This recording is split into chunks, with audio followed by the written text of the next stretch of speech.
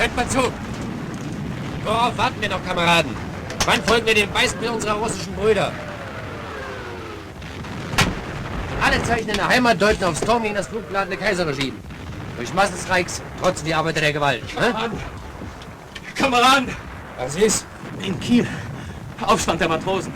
Was? Auf den Kriegsschiffen weht schon die rote Fahne. Ist das möglich? Und Karl Liebknecht ist frei. Hannes! Mensch! Hannes! Ernst? Woher weiß denn das? Du, das muss ins Flugblatt. Ja, wissen das die anderen schon? Jetzt möchte ich in Hamburg ziehen. Los, was los! Und bei uns erst in Berlin. Wie ist die Parole, Notte Thielmann? Dreht um die Gewehre, Soldaten. Ja, das ist richtig. Da liegen noch viele Jansen. Das Flugblatt muss sofort vervielfältigt werden. Nur aber los. Ernst, ich nehm's mit. Muss sowieso zurück. In Ordnung, Hannes. Ich kenne ja die Stelle. Mach's gut. Johannes, die Stunde vergesse ich im Leben nicht.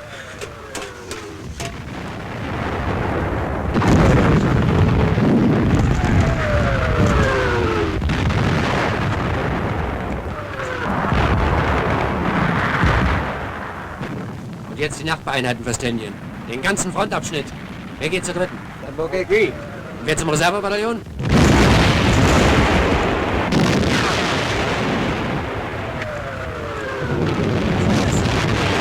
Hannes! Bitte! Bitte! Deckung, Hannes! Deckung!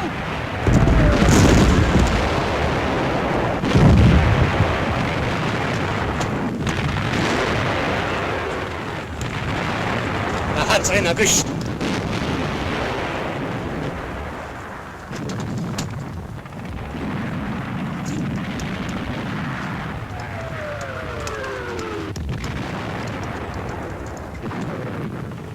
Vorwärts!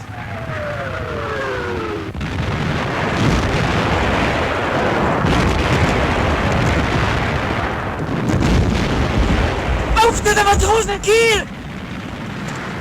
Dreht um die Gewehre, Soldaten! Parole, Herr Langluert. Was ist denn hier los? Haben Sie es gefallen?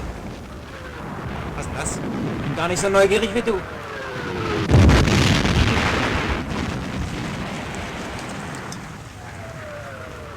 Nehmen Sie einen Wisch her. Den Wisch her, sag ich! Sie! Na? Sie! Sie Hetzer, Sie!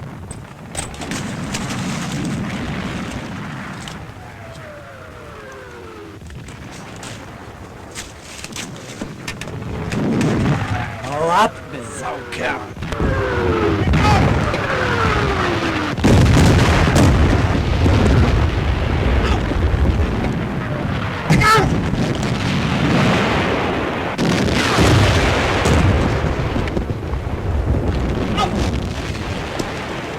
Warum ist der Kader von der ersten Batterie? Dieser Oberland melden Sie dürfen mit eben geschlagen worden. Nee, Vater Jansen.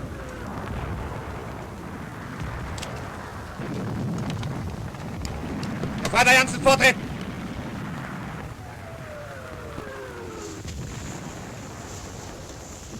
Ja, Vater Jansen, vortreten! Anlegen!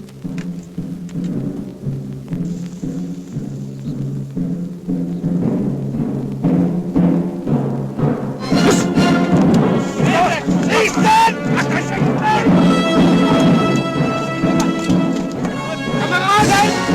Es lebe die Revolution!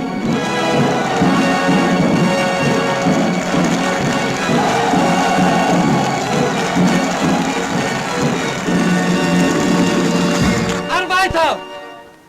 Soldaten! Matrosen! Sorgt dafür, dass die Macht, die ihr jetzt errungen habt, nicht euren Händen wieder entgleitet! Gebt die Waffen nicht aus der Hand! Wir fordern Enteignung und gerichtliche Verurteilung der Kriegsschuldigen! Enteignung der Fürsten und Junker! Enteignung der Konzerne und Banken!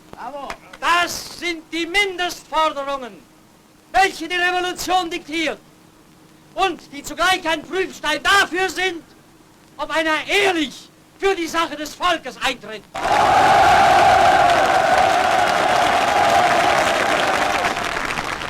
Es lebe die Revolution, es lebe der Friede der Völker, es lebe der Sozialismus!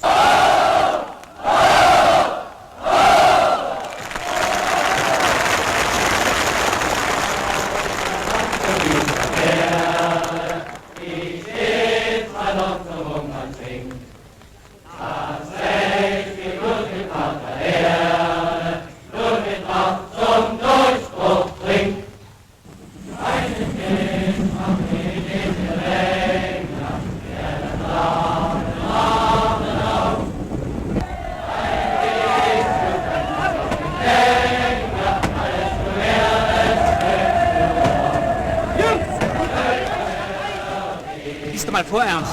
Hier, Gruß aus Moskau. In einer Botschaft begrüßen Lenin, Sverdlov und Stalin die revolutionäre Erhebung in Deutschland als das Finale einer neuen Epoche. Der Epoche der siegreichen Sozialismus.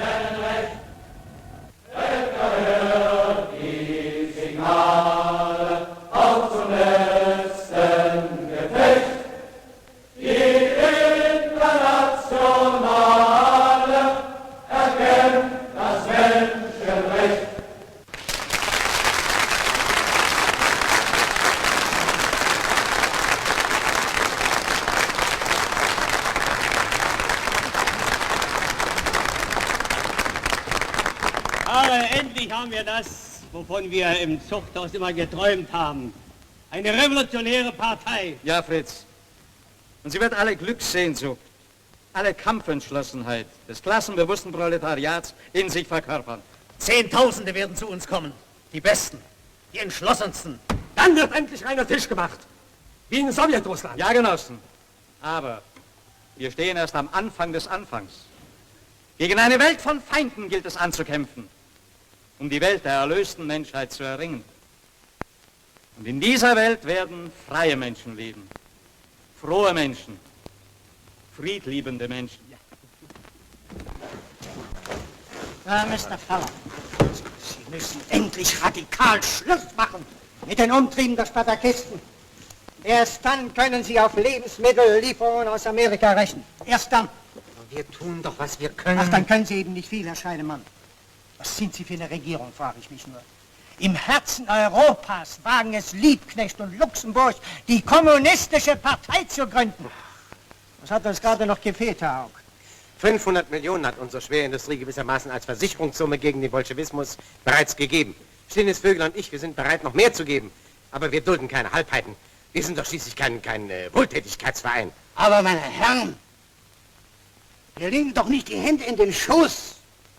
Die Regierung fördert nach besten Kräften die antibolschewistischen Strömungen. Präsident Wilson kann doch nicht von mir verlangen, öffentlich einen Kopflohn auf Liebknecht und Luxemburg auszuschreiben. Das gehört in das Gebiet der Ethik, Herr Ebert. Ich war, Herr Noske. Ich bin ganz Ihrer Meinung, Mr. Feller. Ich kann also abfahren und Präsident Wilson berichten, dass Sie unsere Bedingungen angenommen haben. Die Spartakisten müssen auf schnellstem Wege beseitigt werden. Bitte Batteriestellung! Viel Marschstahl!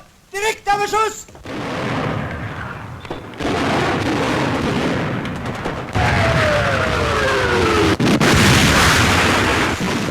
Wir kriegen Hilfe!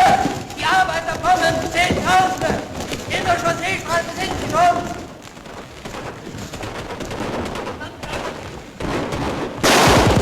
Die Gewehre!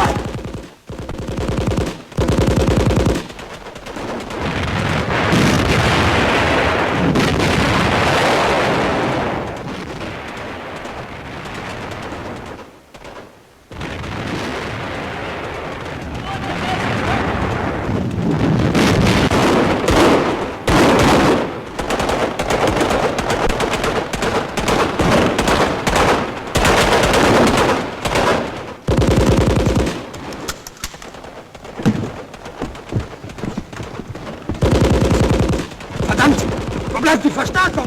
Red nicht! Schieß!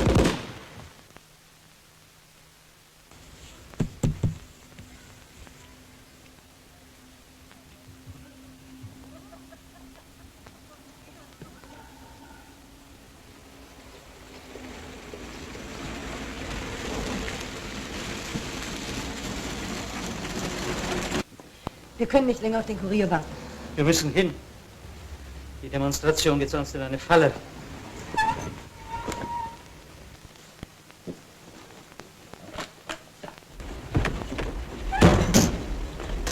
Tempo, Tempo, Tempo, Tempo. Sie sind oben. Danke. In welchem Stockwerk? Zweiten.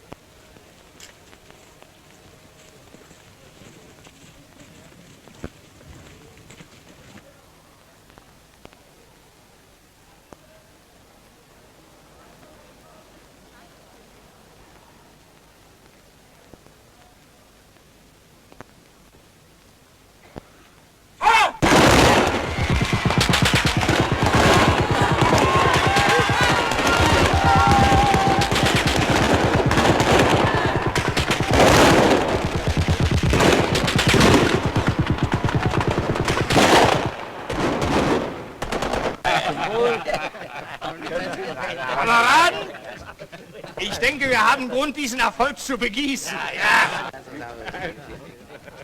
Befehl ausgeführt. Hab die beiden im Eden-Hotel abgeliefert. Was soll aus ihnen werden?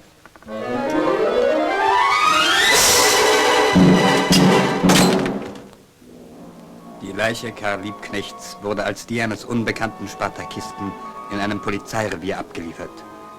Rosa Luxemburg wurde mit zertrümmertem Schädel und mit Steinen beschwert in den Landwehrkanal geworfen.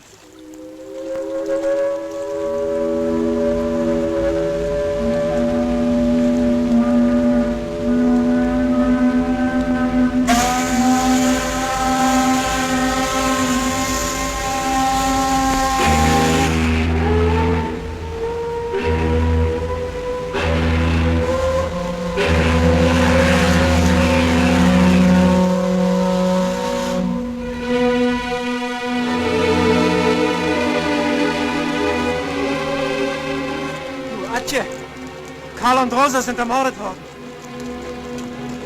Was? Karl und Rosa. Was?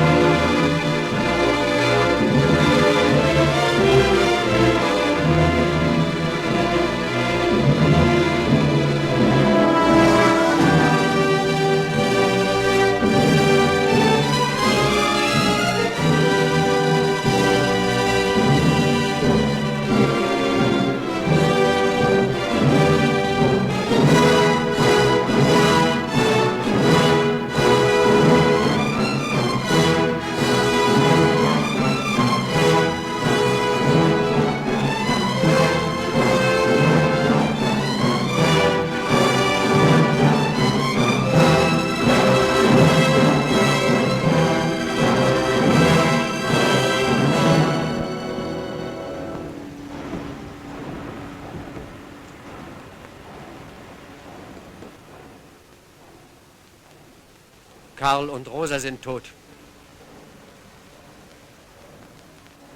Sie sind ermordet worden von Ebert, Noske und den Leuten, die hinter ihnen stehen. So ist das. Und wie war das möglich? Worin besteht denn die Tragödie unserer Revolution?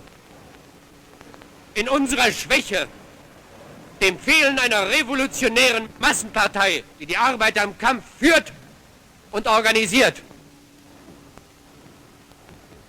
Genossen, Karl und Rosa wurden ermordet. Die Reaktion geht aufs Ganze und will die revolutionäre Bewegung zu Boden schlagen. Jetzt heißt es, nicht nachgeben. Jetzt heißt es, Karl und Rosa zu schwören, dass wir ihr Werk zu Ende führen werden. Trotz alledem.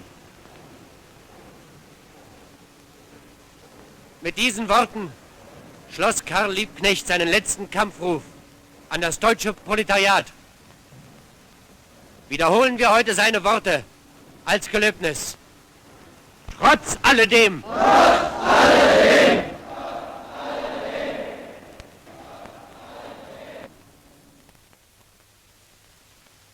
Dass aber die Gewalt noch eine andere Rolle als die einer Vollbringerin des Bösen in der Geschichte spielt. Eine revolutionäre Rolle. Dass sie die Geburtshelferin jeder alten Gesellschaft ist, die mit einer neuen schwanger geht.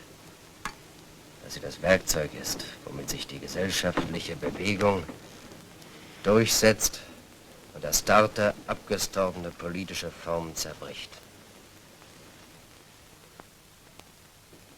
Das heißt also, wird unser Kampf unvermeidlich und gerecht ist.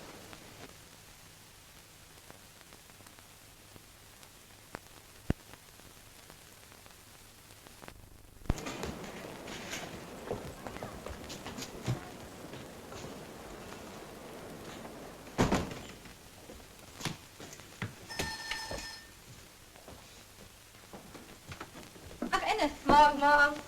Morgen, Genossen Thälmann. Morgen. Ist Ernst da? Ja, gehen Sie mal rein. Moin, Teddy. Moin, Fiete. Du hast wohl wieder die ganze Nacht hier gesessen.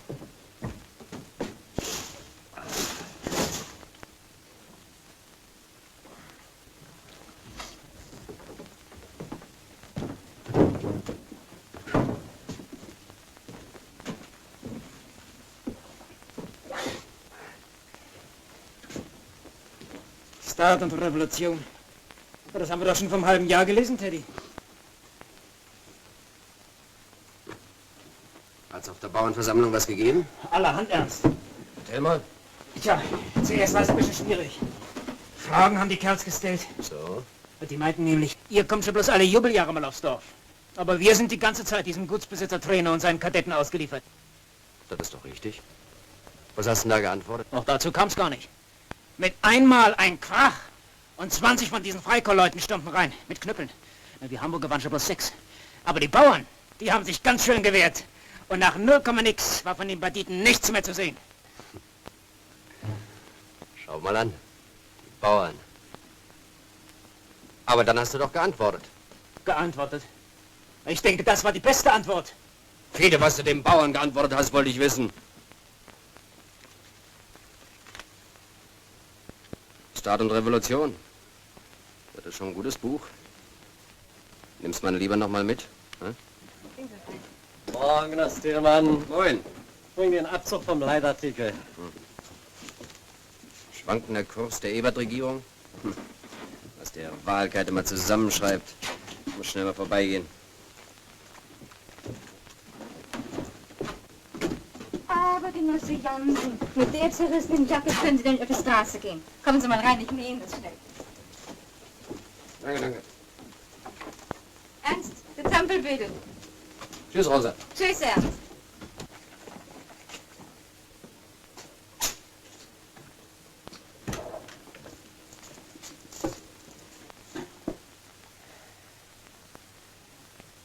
Morgen. Morgen.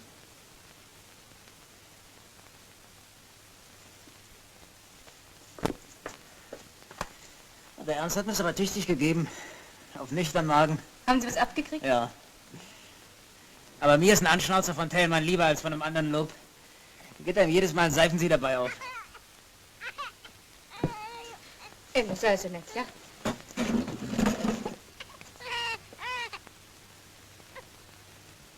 Fiete heiße ich. Fiete Jansen. Kennt ihr euch denn nicht? Das ist doch die Enne, die Tochter von Hannes. Von welchem Hannes? Hannes Harms. Der Hannes Harms war der beste Genosse in der Batterie.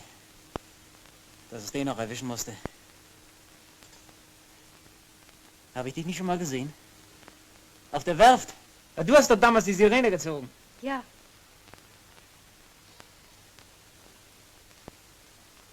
So.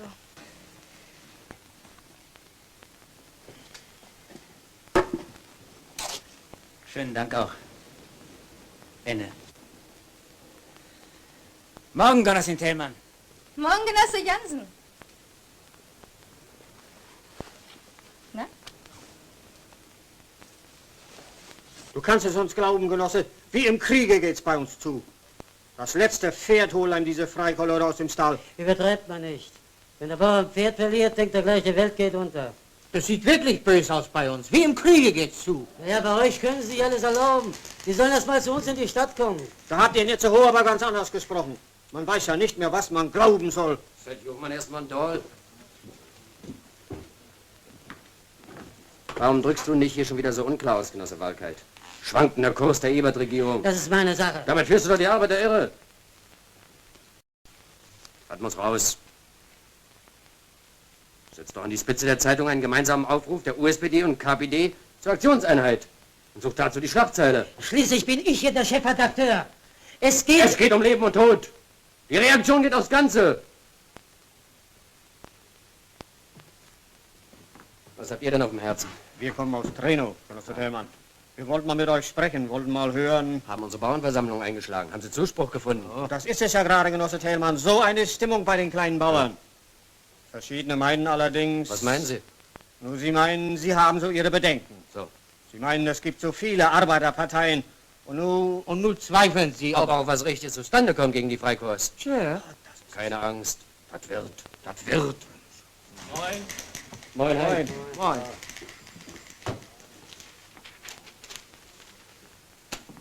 Hier, les mal.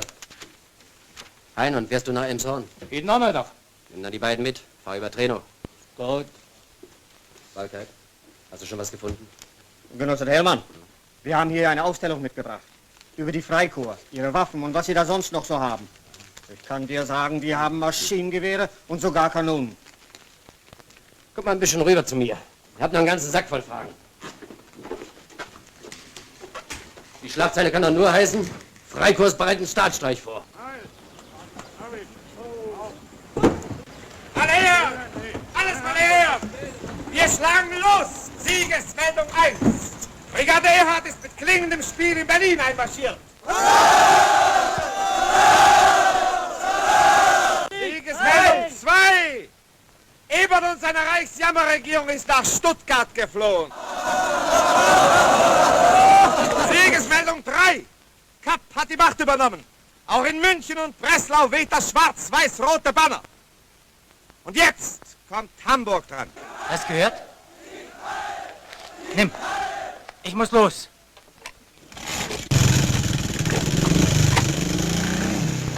Mit dem Benzin kommt die nicht weit. Kann wohl sehen. Bist du endlich da mit dem Benzin? Los, hol Neues. Meine Herren, hier sind die ersten Gesetze der neuen Regierung. Kapp ordnet an. Auflösung der KPD, USPD und SPD. Sehr gut. Auflösung der Gewerkschaften. Schon längst überfällig. Aufhebung des Gesetzes über den 8-Stunden-Tag. Lernen die Kerls endlich mal arbeiten. Streikverbot. Das brauchen wir. Angriffe gegen die neue Regierung Kapp und Lüttwitz in Wort und der Tat werden mit der Todesstrafe geahndet. Ja? Danke. Also vorwärts zum Blutrühren. Wieder San Treno.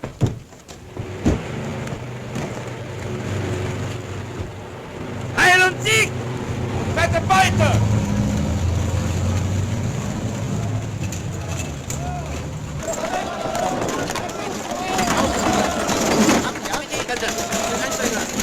Also von diesem Punkt aus stößt Leutnant Hasselbrink, ja, zu dieser Gruppe. Weg hier mit der Karte! Fette Reformminute in Welt. Missbrauer.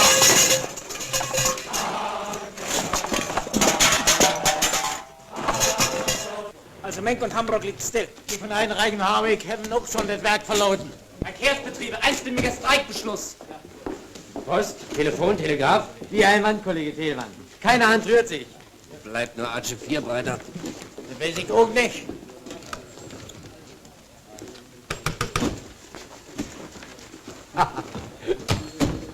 Ich komme vom Vierbreiter. Gaswerk, Wasserwerk, Elektrizitätswerk. Alles legt die Arbeit nieder. Kuddel, denk an das Chlor.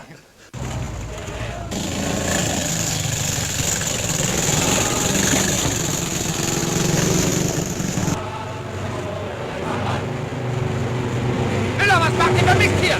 Was am Bagaser, Hauptmann?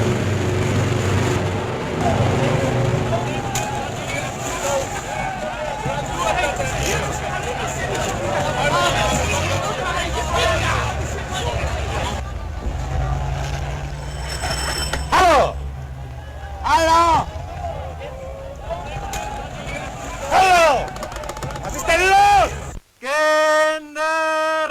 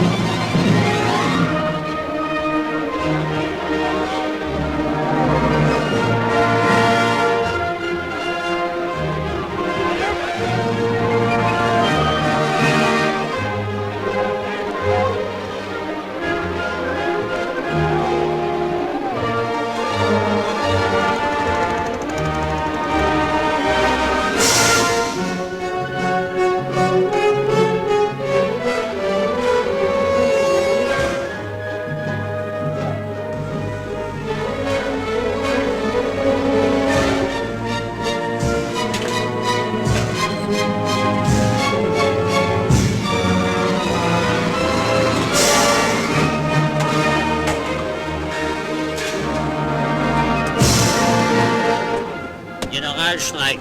Alles aussteigen. Ist ja unglaublich.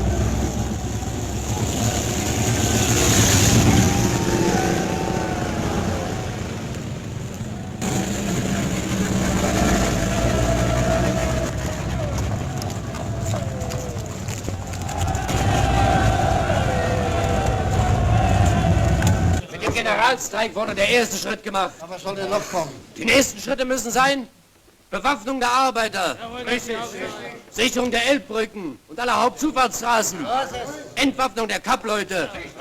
Die Kommunisten stimmen zu. Da kann auch kein Sozialdemokrat dagegen sein. Ich warne, Kollegen, kein Blutvergießen. Warten wir ab, wie der Generalstreik sich auswirkt. Was sagst du dazu? Das Unrecht ist jedenfalls eindeutig auf Seiten der Putschisten. So ist es. Wir sind hier nicht auf einer Advokatenversammlung. Wir brauchen nicht darüber zu debattieren, was Recht oder Unrecht ist. Dass wir am Recht sind, versteht sich von selbst. Gerade weil wir ein Blutbad vermeiden wollen, müssen wir die Kappleute entwaffnen. Sie kommen! Nein, hier ist er. Auf der Eppendorfer Landstraße. Mit Lastwagenkolonne. In Treno haben sie 3 Bauern erschossen. Teilbe normal. Wenn du jetzt noch nicht merkst, was los ist. Das hat er schon längst gemerkt. Wir Sozialdemokraten machen da nicht mit. Kommt, Genossen. Das nennst du gemeinsame Aktion der Arbeiterparteien. Genosse Höhn. Wenn du dich mit deiner Polizei verkriechst, wir nicht. Kommt, Genossen. Aber Genosse Höhn, das geht doch nicht. Aber man kann doch nicht einfach die Konferenz. Ich stelle mal bloß die Frage. Und zwar eine sehr wichtige Frage. Ja. Die muss doch geklärt werden. Genossen. Die ist schon geklärt. Hier werden wir sie schlagen. Hier an der Ecke ist der Laden mit dem Rettungsring. Und dann stelle ich mir das so vor.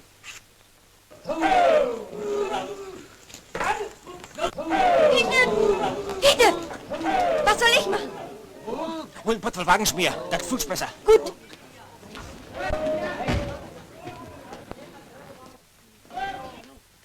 Los.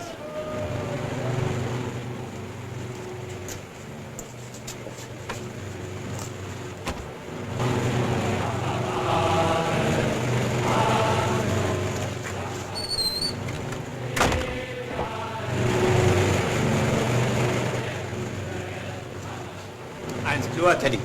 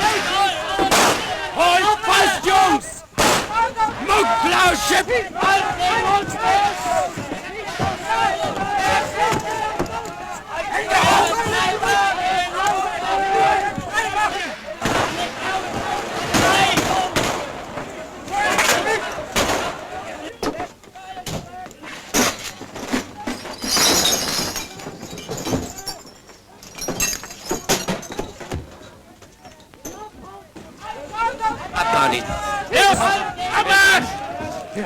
Wie geht's, Archer? Ja, er liegt beim Arzt. Gehen wir hin.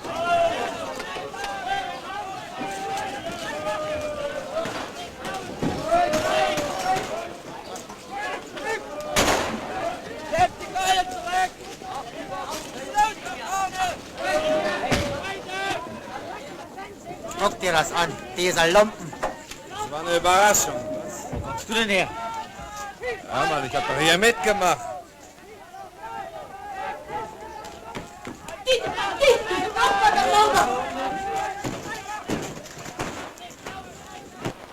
Was ist da los?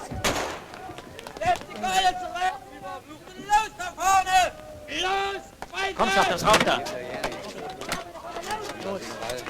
Mensch. Peter! Na, Enne. Schon zurück?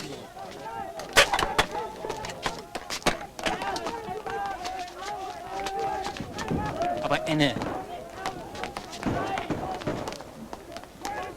Die Jacke passt Ihnen aber nicht, Herr Hauptmann! Na, da sitzen wir ja schön in der Klemme. Kein Aas kümmert sich um uns. Und Kapp amüsiert sich in Schweden. Ich will nur wissen, wann wir endlich aus diesem Stall hier rauskommen. Puttkammer. Sie waren doch mal beim Gericht. Was haben wir denn zu erwarten? Tja, aus meiner Praxis, meine Herren. Vorbereitung zum Hochverrat. Todesstrafe oder lebenslängliches Zuchtrecht. Ach. Naja, das bezog sich ja natürlich auf die Roten. Aber 5 bis 10 Jahre werden wir schon kriegen. Aufstehen! Aufstehen, habe ich gesagt. Hoher Besuch, der Herr Polizeisenator. Guten Abend, meine Herren. Aber bitte stehen Sie doch bequem. Tja, was soll man denn mit Ihnen machen? Es kann ja passieren, dass man im Überschwang vaterländischer Gefühle mal etwas über die Stränge schlägt. Und wenn Sie mir Ihr Ehrenwort als Offiziere geben, dass so etwas in Zukunft nicht mehr vorkommen wird, dann denke ich, wird man etwas für Sie tun können. Selbstverständlich. Meine Herren, Achtung!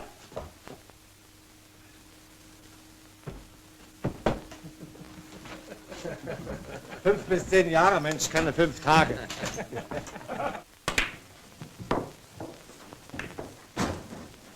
Guten Abend, Genosse Höhn. Hier bin ich. Ich möchte aber noch einmal betonen, ich spreche mit Ihnen nicht in Ihrer Eigenschaft als Polizeisenator, sondern als Vorsitzender der Hamburger SPD. Ganz nach Belieben. Beruhigen Sie Ihr Gewissen. Na, setzen Sie sich doch. Der Parteitag der USP Wasserkante findet also statt. So Hals über Kopf. Hat sich Thälmann also doch durchgesetzt. Eine dumme Sache, die leicht im ganzen Reiche Schule machen kann. Tja, Wahrheit. Ihre Fälle schwimmen Ihnen weg. Und schuld daran sind allein Sie selbst. Wieso denn? Ihre Haltung Thälmann gegenüber war mehr als pflaumenweich. Entschuldigen Sie. Ich ging nicht mit Thälmann. Ich war nicht für die Kampfaktion. Aber Sie müssen geschickter arbeiten, Wahrheit. Viel geschickter. Das haben Sie doch sonst ganz gut verstanden. Sie haben gut reden. Der Sieg über Kapp ist den Arbeitern zu Kopf gestiegen. Thälmann hat Oberwasser bekommen. Sie haben den Kopf verloren, Wahrheit. Ich bin für das altbewährte Hausmittel. In aufgeregten Zeiten immer ein bisschen nach dem Munde reden, die Sache hinziehen, Zeit gewinnen.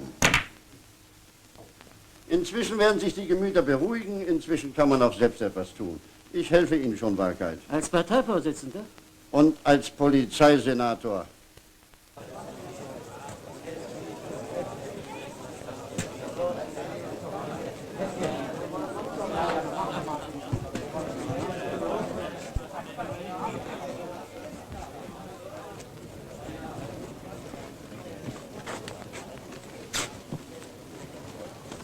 Na?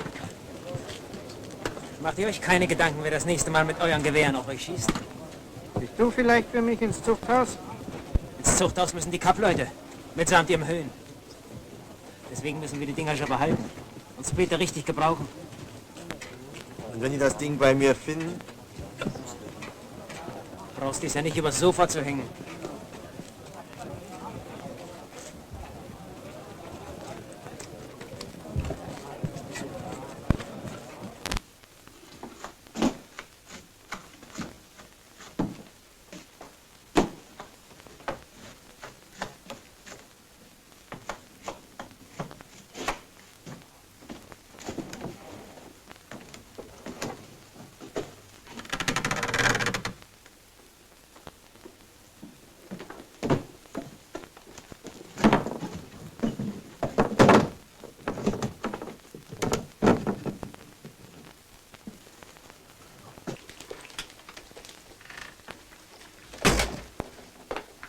Regnet mit? Komm mal, dritte Mal. Ich muss morgen abbrechen. Mein Mann liegt zu Bett. Was soll abstehen? Ich käffig nix. Guten Tag, Hulk. Schönen guten Tag. Geht mal rein. Da liegt er.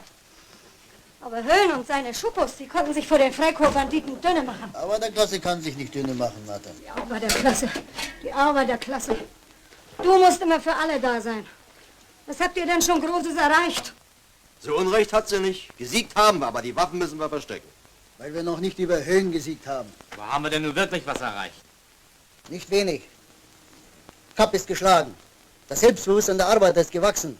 Und Tausende haben erkannt, dass man nicht auf halbem Wege stehen bleiben darf. Aber was nun? Nun, eben die andere Hälfte des Weges nachholen. Die Macht erobern. Genau dasselbe sagt Thälmann. Ja, und Wilhelm Pieck auch. Na also, warum bilden wir noch immer nicht nur eine Partei? Siehst du, dass du diese Frage jetzt stellst, das ist auch ein Erfolg unseres gemeinsamen Kampfes gegen Kapp. Na, ihr Schiedmüdel hier. War der Arzt da, Mutter? Ja, der war da. Na, dir? Ach, Teddy. Ist der Knochen hergeblieben? Ach, Teddy. Otto, was im Bauen? Was ist das Thema? Hast große Schmerzen, was? Meine Frau hat größere. Mal fix. Spielt mal ein bisschen auf der Treppe.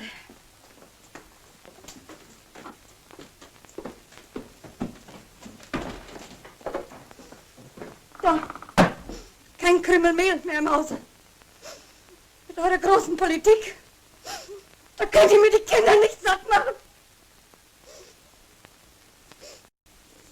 Ich weiß schon überhaupt nicht mehr, wo einem der Kopf steht. Martha, ich kann dich verstehen. Glaubst du, ich weiß das nicht? Wir bringen Unruhe mit uns. Aber wir bringen doch auch den Ausweg. Alle Frauen müssten mit ihren leeren Mehlbüchsen auf die Straße gehen. Was ihr da redet. Die Arbeiter sind sich ja selbst nicht mal einig. Darum geht's ja gerade, Martha. Den Schritt machen wir jetzt. Und wie von der Woderkant. Wir sind die Ersten. Wir müssen die Ersten sein. Wir kommen doch nicht weiter, wenn jeder für sich bleibt und für sich schimpft. Wir brauchen die Einheit der Arbeiterklasse. Wie das tägliche Brot. Einerseits pflichte ich den Ausführungen Thälmanns bei, dass die Einheit mit den Kommunisten notwendig ist. Andererseits aber muss gefragt werden, ob der jetzige Zeitpunkt der richtige ist. Du gehst wie die Katze um den heißen Brei. Unser gemeinsames Ziel ist der Sozialismus. Da sind wir mit den Kommunisten einig. Wir gehen auch von Fall zu Fall den gemeinsamen Weg mit den Kommunisten. Zum Beispiel bei der Abwehr des Kaputsches. Wo warst du denn beim Kaputsch? Wohl wie Höhn. Lass du noch ausbrechen. Ich bin nicht mit Höhn. Aber auch nicht mit uns.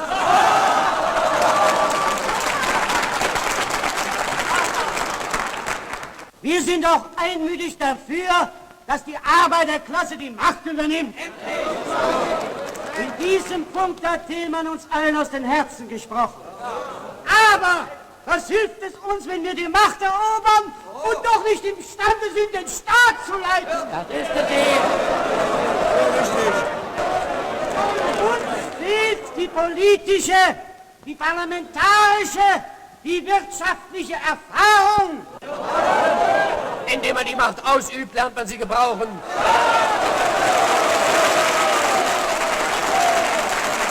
Wir sind auch nicht immer als dein Höhen. Aber ehrlicher. Warum? Klassenbewusst. Verwechselt nicht Klassenbewusstsein mit Größenwahn.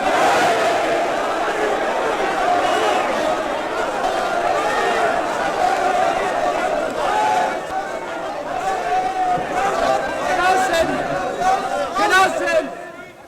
Eine frohe Nachricht. Soeben ist der erste sowjetische Dampfer im Hafen eingelaufen.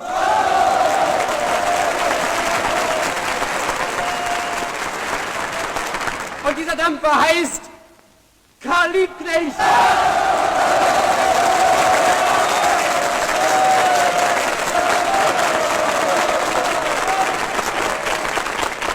Der Sowjetdampfer Karl Liebknecht bringt Getreide für die Arbeitslosen in Deutschland. Ein Geschenk der Petrograder Gewerkschaften. Die Russen wollen erst einmal ihre eigenen Leute satt machen. So eine Gemeinheit.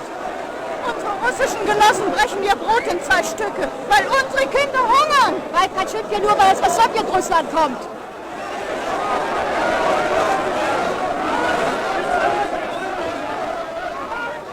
Es ist schon so, Genossen, wie Lenin sagt.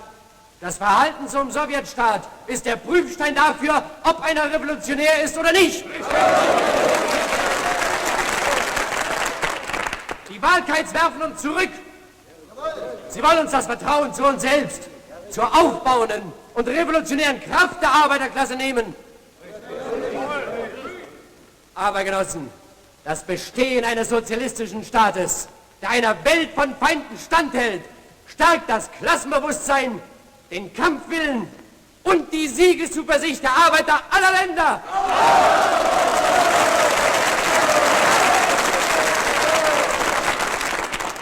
Und darum hetzen die Eberts, die Noskes, die Höhns, die Wahlkeits gegen Sowjetrussland. Und darum lieben und verteidigen wir Sowjetrussland.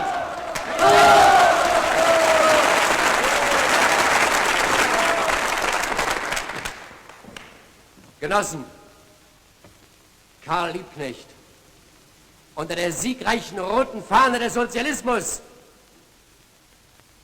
Wir alle gehören unter diese Fahne, in die Partei, die er gegründet, in die Kommunistische Partei Deutschlands.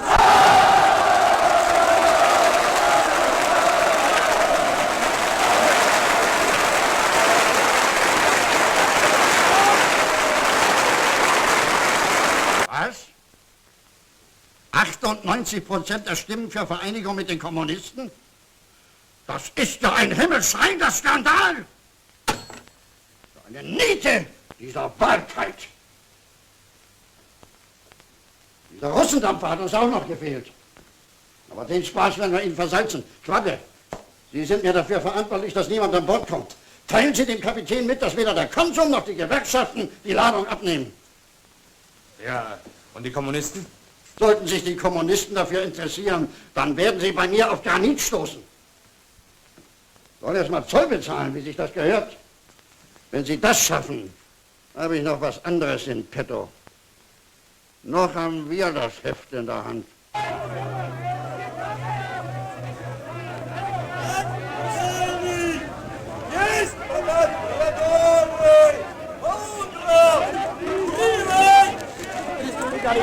Das sind 2.400.000.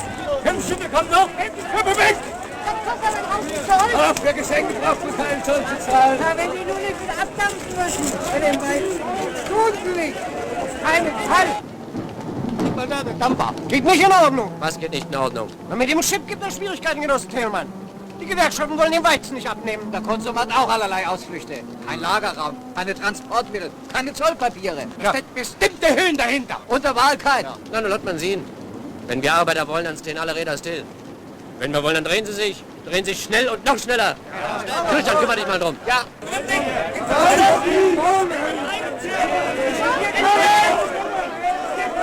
Wir bedauern unendlich, dass die Fracht nicht gelöscht werden kann. Aber weder der Konsum noch die Gewerkschaften nehmen die Ladung ab. Aber das Werft- und Hafenarbeiterkomitee nimmt sie ab. Товарищ капитан, рабочий комитет верфи порта груз принимает. Was haben Sie denn hier zu suchen? Sie verlassen augenblicklich das Schiff! Я вас прошу моих гостей не оскорблять. Переведите, товарищ Мельник. Was? Der Kapitän bittet seine Gäste nicht zu beleidigen. Sie. Ja? Wir sprechen uns noch woanders. Das soll mir ein Vergnügen sein. Herr Quadde.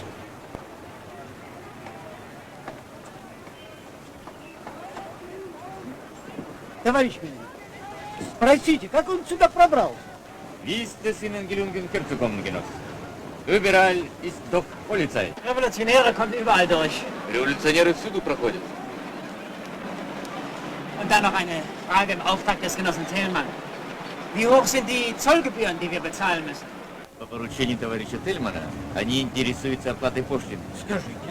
Die Zollgebühren haben wir hinterlegt. Hier sind die Zollzertifikate. Darf ich das meinen Genossen mitteilen? Bitte, bitte.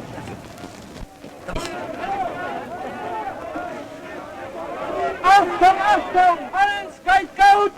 Alles so laut!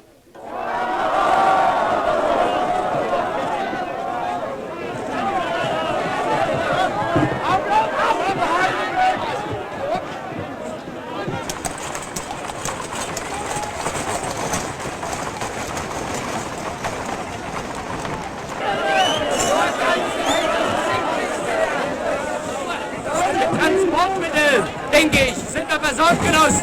Klar. Jetzt bleiben noch zwei Dinge zu tun. Erstens, löschen. Noch nicht. Gut. Und zweitens, lagern. Mit dem Lagern ist das so eine Sache, Genosse Thälmann. Wir geben uns keine Speicher.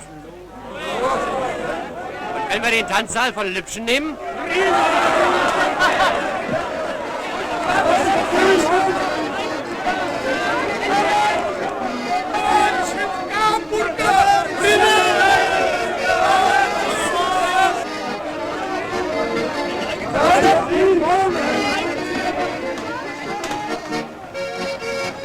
Здравствуйте, товарищ Тельман. Ja.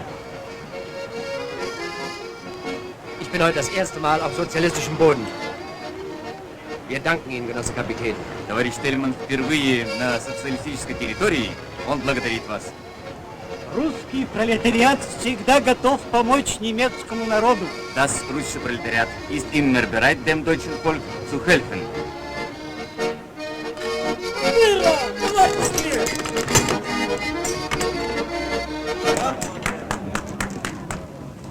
Und jetzt von mir ein kleines Ständchen.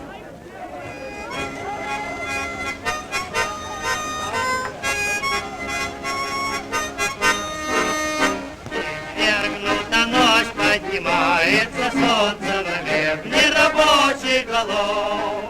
Вперед, краснофлотцы, вперед, комсомольцы, на флаг устающих стихов. Стрелу! Вперед, комсомольцы,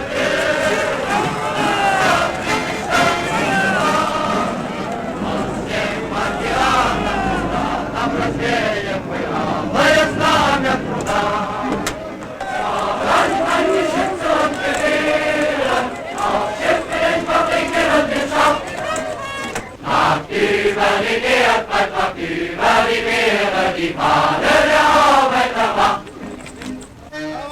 Быстрее давай! Готовились, братцы, дружно к работе! Гудмахен! Молоды сердца сжигаем звездою на небе фланелевый клуб. Но Arbeit wohnen die Meere verschworen, wir dürfen nicht mehr noch nicht. Voran an Geschütz und Gewehr! Der Polizeisenat wurde von der Hafenwache verlangt. Auch das noch. Noch nicht mal in Ruhe essen kann man. Auch mal Qualle. Ja. Wieso? Wieso mussten Sie die Polizei abziehen, Herr Hauptmann? Was sagen Sie? Wer singt denn andauernd dazwischen? Eine Blamage, sowas. Sauerei. Hat die Arbeit schon mal so einen Spaß gemacht? Brechen die mal nichts ab. Geh her. So war das mal.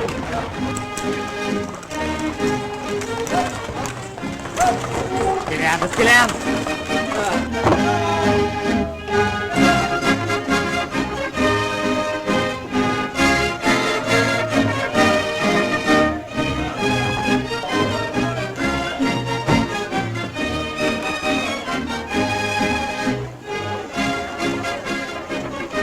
Lutsche doch Triebkinder.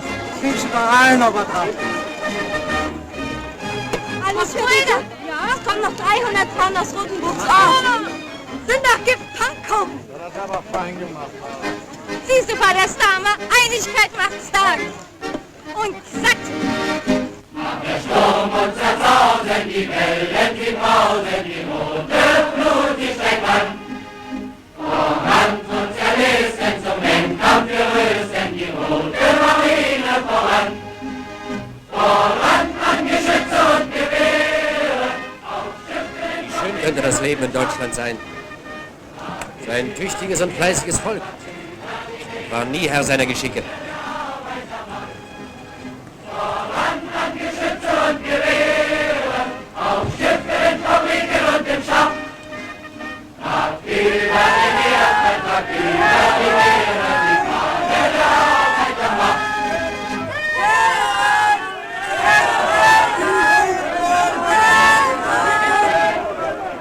Ist das nicht ein großer Tag, Genossen? Das ist der schönste Tag meines Lebens. Es lebe der erste sozialistische Staat. Es lebe Lenin!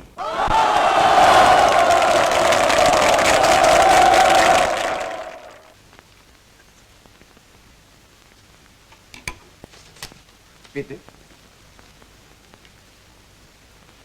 Ich denke, ich habe noch Zeit, mit den deutschen Genossen vor der Konferenz zu sprechen. Gut, Genosse Lenin.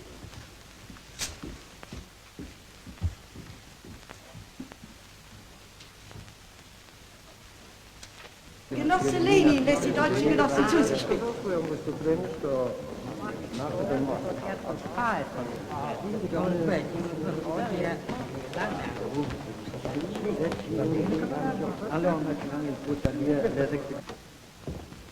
Guten Tag, Genosse Lenin. Guten Tag, Genossen. Genossin ZG, Genosse Piet, Genosse Ulrich. Es ist gut, dass Sie gekommen sind. Da können wir uns noch etwas unterhalten. Bitte. Genosse Thälmann, sagen Sie... Entschuldigung, Vierbreiter. Ihr Bericht war hochinteressant, Genosse Thälmann. Sagen Sie, wie haben Sie das fertiggebracht, in so kurzer Zeit Zehntausende von Arbeitern zu gewinnen? Ich habe versucht, von Ihnen zu lernen, Genosse Lenin. Nein, konkret. Welche Parolen, welche Forderungen, welche Kampferfahrungen? Entschuldigt, Genossen. Ich höre. Aber bitte setzen Sie sich. Bitte.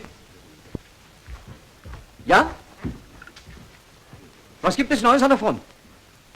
Ach, das ist sehr gut. Das haben Sie gut gesagt. Nein, nein, Sie stören durchaus nicht. Kommen Sie nur. Aber bitte kommen Sie sofort.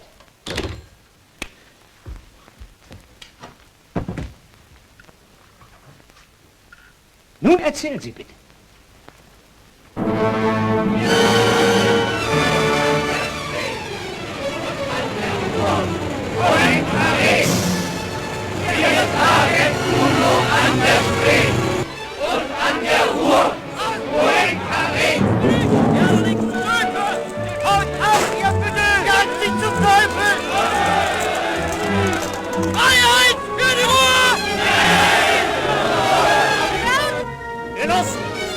Mit der Bildung der Arbeiterregierungen in Sachsen und Thüringen hat die Arbeiterklasse einen großen Sieg errungen.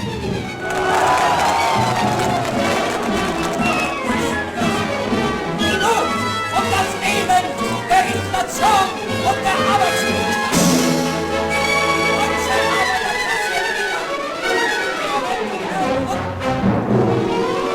Das ist ja unerhört. Wieder 2 Milliarden Euro. Nein, man hat nur 10 Milliarden nach Hause gebracht. Warum gibt es denn kein Mehl? Kann doch kein Mensch mehr bezahlen. Warum sind denn die Eier wieder teurer? Der Dollar steigt. Ja, der Dollar steigt schon Was wieder. haben wir denn mit dem Dollar zu tun?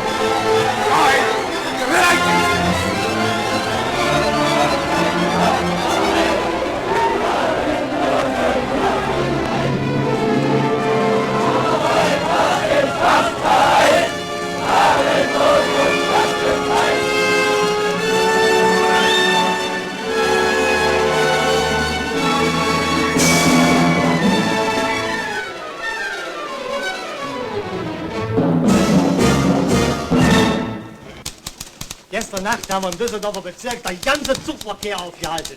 Der Weichen haben wir mit Zement verschmiert. Die Franzosen sind ganz schön aus dem Holz. Und so Hundertschaften sind auch nicht ohne. Bloß Waffen, keine Waffen. Auf die warte mir auch, aber das entscheidet die da drin.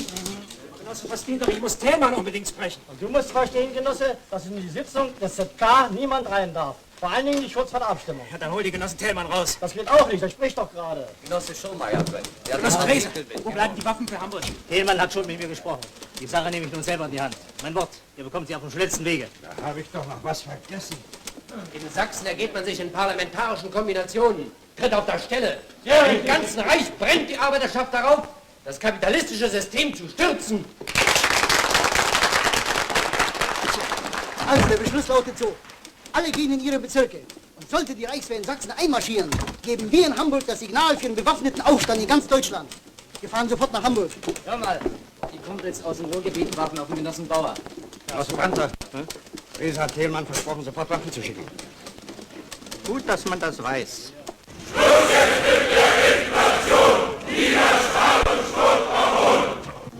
Ausgerechnet Bananen. Bananen verlangt sie von mir. Nicht Erbsen, nicht Bohnen, auch keine Melonen. Das ist doch Schikan von ihr. Ich hab Salat, Pflaumen und Spargel und Holzerquargel. Oberseits gerechnet Bananen. So hungry. Bananen verlangt sie von mir.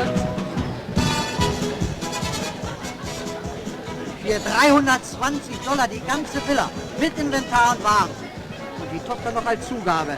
Ja, ich kaufe. Später. Haben Sie schon gelesen? Rote Regierungen in Sachsen und Thüringen. Das Barometer steht auf Sturm. Hier. Kommunisten und linke Sozialdemokraten in trautem Verein. Die Roten werden frech. Wissen Sie, mir kommt Deutschland vor wie ein Mann kurz vor dem Schlaganfall. Bei außergewöhnlicher Schwäche, unnatürlich hoher Blutdruck. Jetzt helfen keine Pillen und Klistiere mehr. Nur noch ein tüchtiger Aderlass.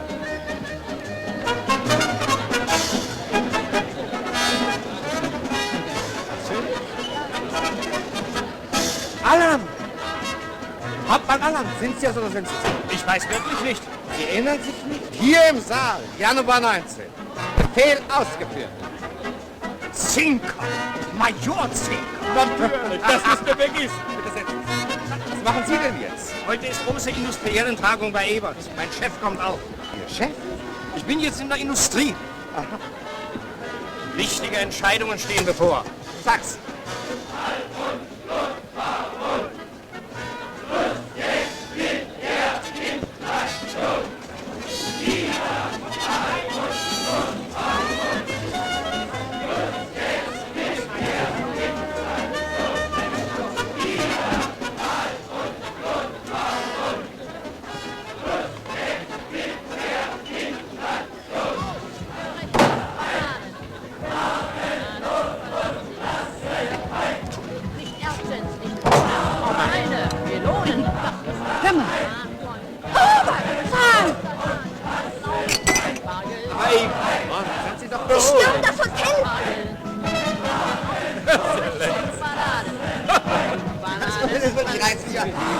Ich schlage vor. Was ist das? Bananen. Und geschossen. Geschossen? Ja.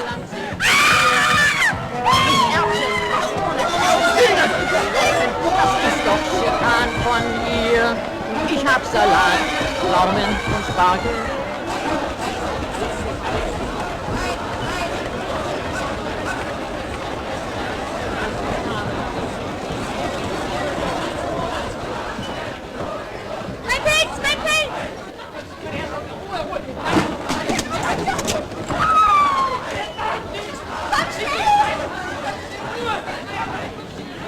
Erlauben Sie, Herr Geheimrat, dass ich Sie durch eine Seitenstraße zum Reichspräsidenten bringe.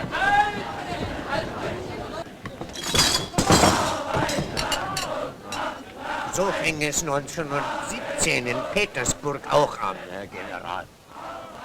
Ich reise ab. Wie bitte? Nach Paris. Bonne Chance. Herr Geheimrat, Sie können sich nicht vorstellen, Herr Reichskanzler, wie es bei uns in Düsseldorf zugeht.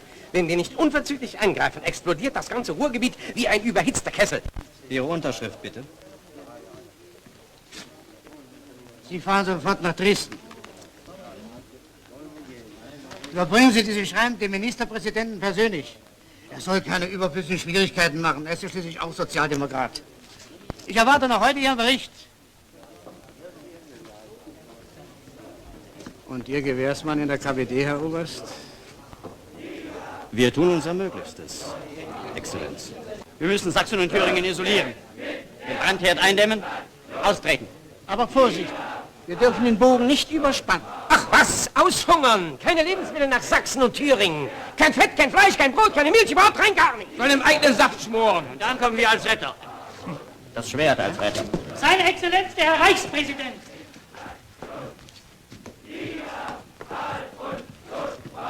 Wie schätzen Sie die Lage ein, Herr Reichspräsident? Als sehr ernst. So, bleiben Ihre ernsten Maßnahmen. Wollen Sie, dass die Wellen über uns zusammenschlagen? Wir müssen vorgreifen und durchgreifen. Denken Sie an Kapp. Wir hatten im Ruhrgebiet schon einmal eine Rote Armee. Sie werden sich doch unserer Ansicht nicht verschließen, Herr Reichspräsident. Mit verfassungsmäßigen Mitteln kommen wir nicht weiter. Meine Herren, ich werde nichts ungetan lassen, um die Lage zu meistern. Das ist uns im Jahre 1919 gelungen. Es muss uns auch 1923 gelingen. Alle Bedingungen für den Sieg der Revolution sind jetzt gegeben. Die herrschende Klasse kann und die Arbeiterklasse will nicht mehr in der alten Weise leben. Die deutsche Arbeiterklasse ist entschlossen, das Volk vom doppelten Joch zu befreien. vom Versailler Vertrag und von der Diktatur der deutschen Monopolkapitalisten. Das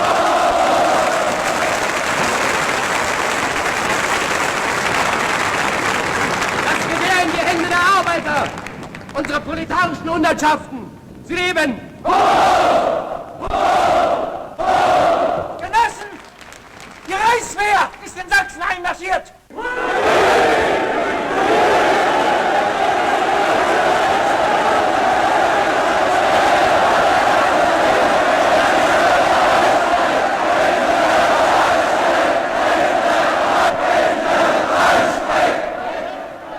Jawohl, Generalstreik. Aber der Generalstreik allein reicht nicht mehr aus.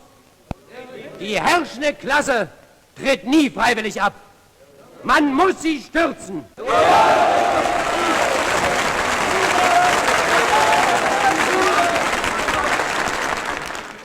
Die Situation erfordert also eine noch höhere Form des Kampfes als den Generalstreik.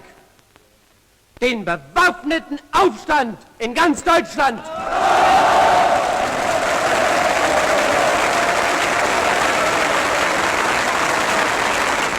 Aber Genossen, der Aufstand ist eine Kunst.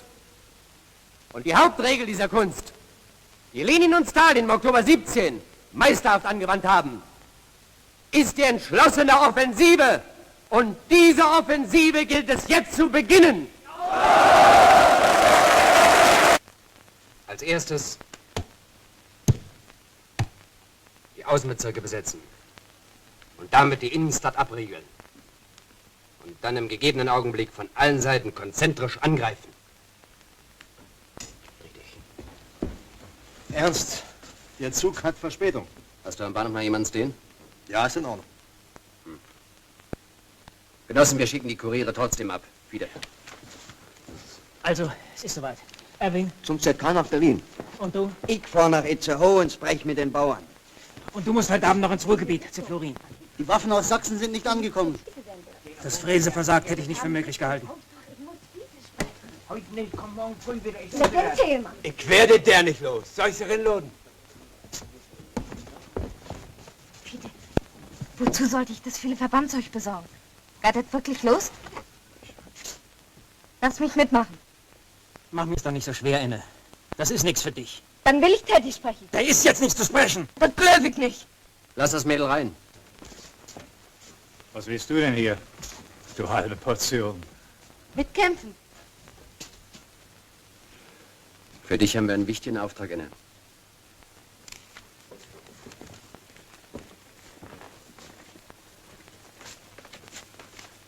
Du fährst nach Dresden. Setz dich mal dahin und liest dir das in Ruhe durch.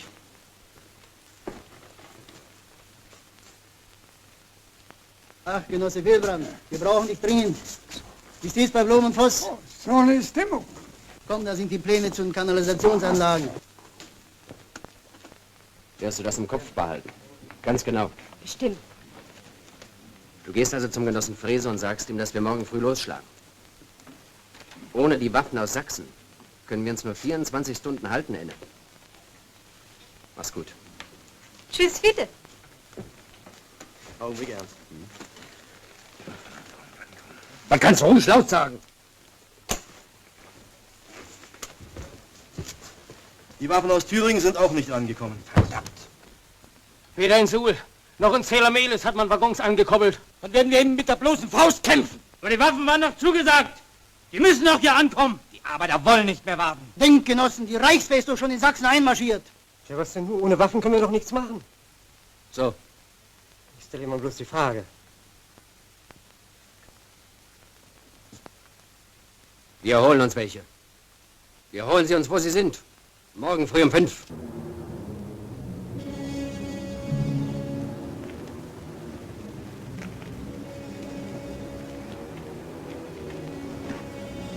Bald ist es soweit. Unser Oktober. Und Hamburg gibt das Signal für ganz Deutschland. Wenn wir nur mehr Waffen hätten, um jedes nicht notwendige Opfer zu vermeiden. Wir Revolutionäre sind tot auf Urlaub, Teddy. Falsch wieder. Wir sind Geburtshelfer. Geburtshelfer eines neuen Lebens.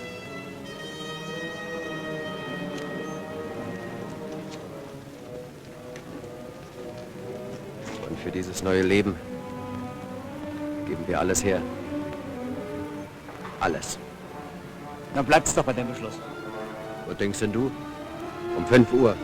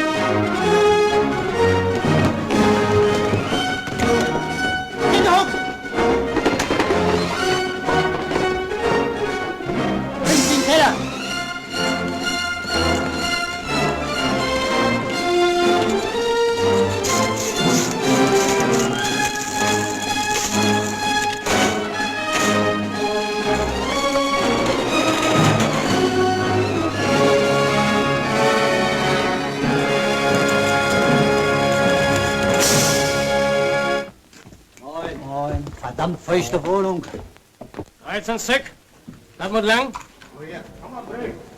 12 Wachen, 183 Gewehre. 2 Stück. 2 Stück. 3. Stiftung von Herrn Polizeisenator. 190. Noch war nicht wenig. Alle Betriebe liegen still. Wo ist die Verkehrsbetriebe? Was ist mit den Verkehrsbetrieben? Die tagen noch. Sag Ihnen genug getagt. Jetzt wird gekämpft. Ich gehe mit Ernst. Gut, Genosse Wilbrand. Der Hauptwache und alle Reviere in Schiffweg sind in unserer Hand. Das ist eine gute Nachricht. Der Kanalisationsstation. In Ordnung.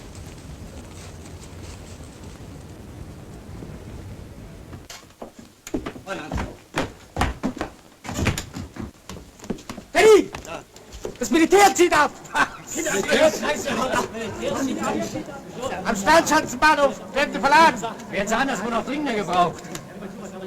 Dann hat also die Reichswehr in Sachsen kein Rechtsbestand. Wir müssen die Truppen aufhalten und den Kampf am Bahndamm beginnen. Warum denn? Die sollen an den sächsischen Arbeiter nicht in den Rücken fallen. Otto, du leitest die Aktion. Ja, meinst du ernst? Meinst du, ich kann das? Das kannst du. Gut. Pass auf. In der Sternschanze liegt Kuddel Riemöller mit den Eisenbahnern. Ja. Am Stellwerk 17.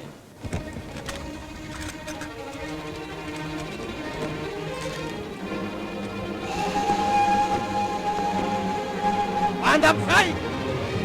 Hinter die Barrikade und in die Häuser!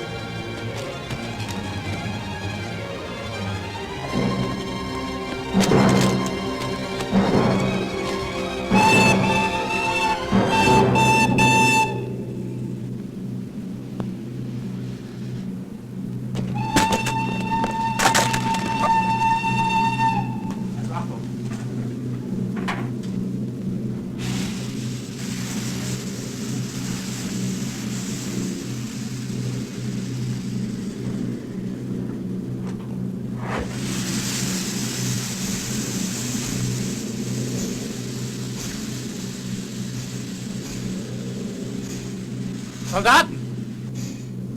Kameraden! Lasst euch von Offizieren nichts vormachen. Für wen wollt ihr euren Kopf hinhalten? Für die Raffkes? Kameraden!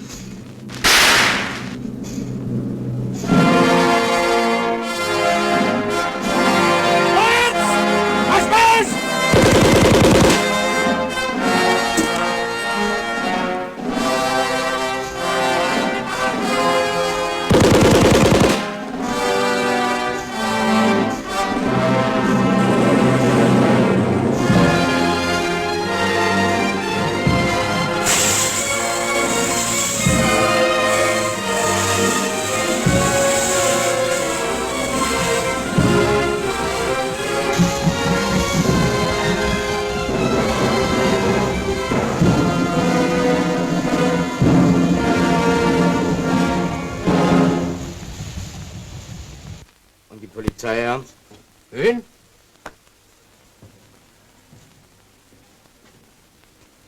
Höhen wird jetzt versuchen, seine Polizei mit der Reichswehr zu vereinigen. Das muss verhindert werden. Kirschan, deine Aufgabe. Zusammen mit den Werftarbeitern lockst du die Polizei in die Arbeiterstraße. Und zwar hier und hier. Dabei wird sich deine Kampfkraft verzehnfachen. Mach's gut, Kirschan. Behalt einen klaren Kopf. Kirschan! Ja. Nimm auf alle Fälle einen doppelten Prim. Nein! Nicht unüberlegt angreifen. Nee. Wir müssen sie hinhalten, bis die Waffen aus Sachsen kommen.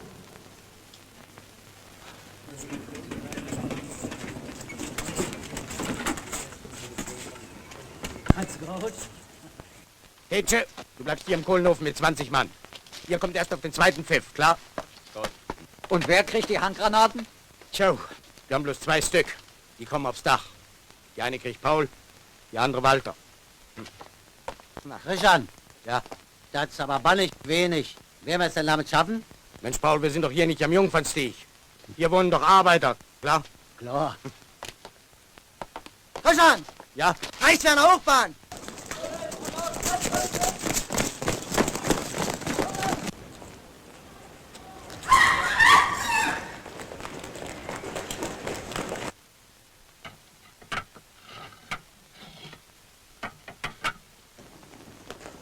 Vorwärts! Marsch!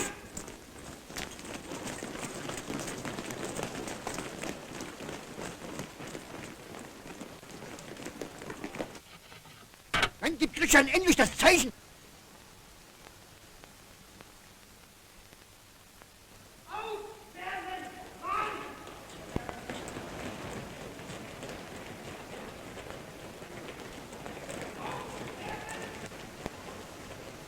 Doppelter das Hecht.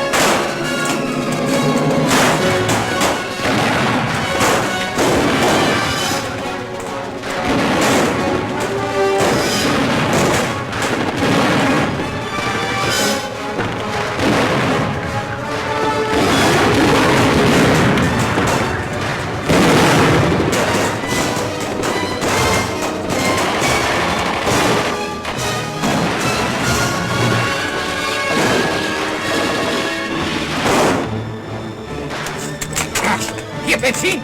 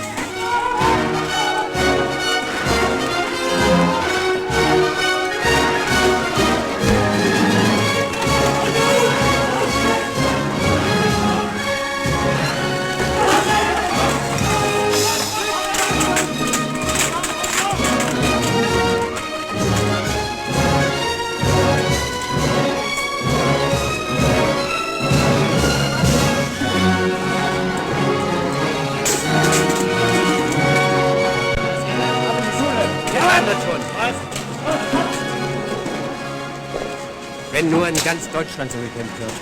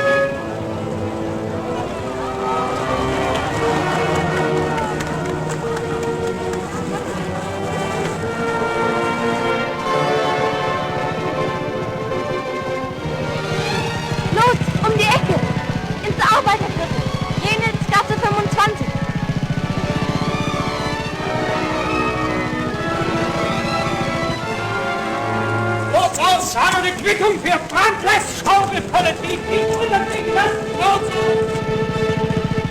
War das Genosse Frese? Ja, mein Vater. Wir kommen aus Hamburg. Thälmann schickt uns. Was ist hier los? Ich verstehe auch nichts. Erst hieß es, wir schlagen los. Brandler war selber hier. Jetzt ein schreckliches Durcheinander und unsere werden überall verhaftet. Ich muss nach einem Genossen warnen. Los, um die Ecke. Königstraße zur Stellmacherei.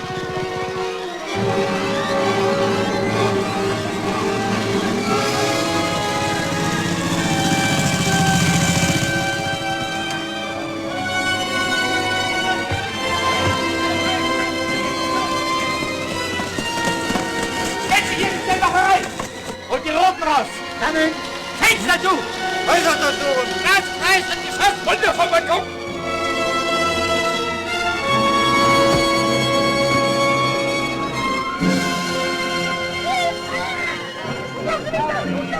Nein, von mir nicht!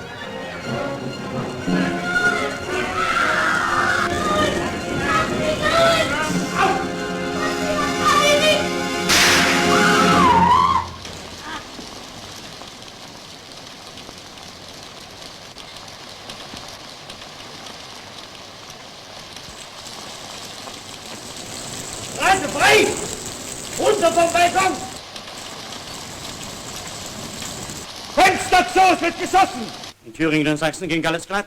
Aber Hamburg kann alle meine Pläne über den Haufen werfen. Das kam auch für mich sehr überraschend, Herr General. Nach meinen Informationen sind bei den Barrikadenkämpfern auch viele Sozialdemokraten. Jedenfalls Ihre Polizei ist ein vollkommener Versager. Ich ziehe Truppenteile aus Sachsen ab. Ich werde sie nach Hamburg schicken.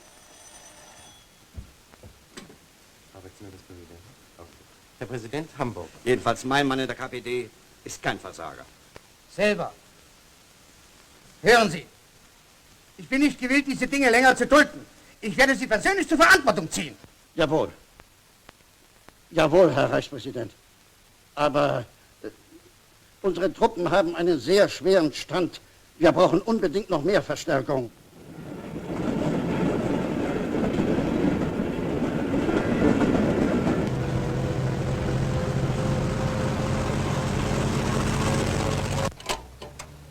Die Kupplung. Ich krieg das nicht allein hin. So ein Pech. Wie kommen wir jetzt weiter? Ja, ich weiß auch nicht.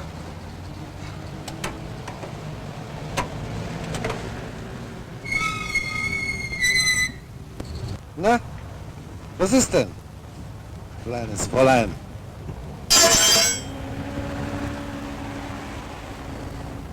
Entschuldigen Sie, können Sie mich schnell nach Hamburg mitnehmen? Meine Tante liegt im Sterben und das Motorrad ist kaputt. Steigen Sie ein. Ab.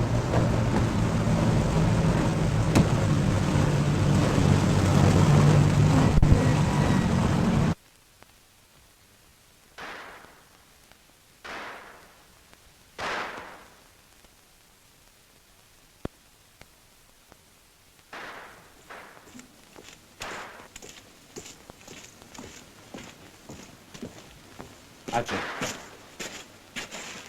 du musst sofort nach Berlin fahren. Zum ZK. Wir kämpfen wie im Nebel. Kein Kurier kommt zurück. Wir müssen auch wissen, wie es in Sachsen steht. Enne ist auch noch nicht wieder da. Nein. Wir müssen Klarheit haben. Fahr sofort los.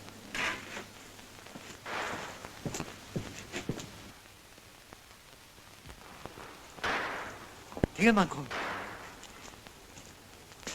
Namen, Genossen. Genosse Thielmann. Wie sieht's aus bei euch? Genosse Thielmann, wie sieht's woanders aus? In Sachsen? Und in Berlin?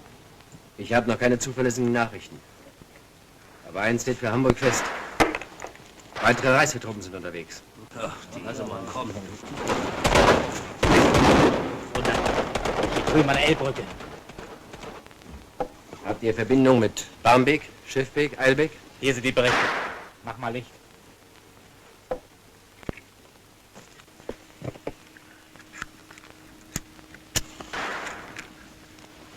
Abend, Genosse Thielmann. Na, Mignon. Wie heißt du denn? Ich bin der Sohn von Karl Brinkmann. Peter heiße ich. Brinkmanns Junge. Mhm. Wie geht, Vater?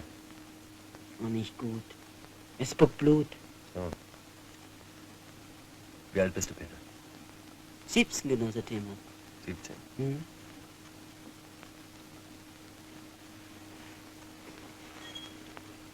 Und was willst du werden?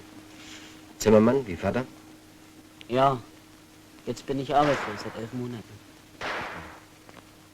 Aber Genosse Thielmann, das wird doch alles anders, wenn wir zu sagen haben. Wenn alles uns gehört. Der Hafen, die Werften und die Fabriken. Oh, das wird ein Leben.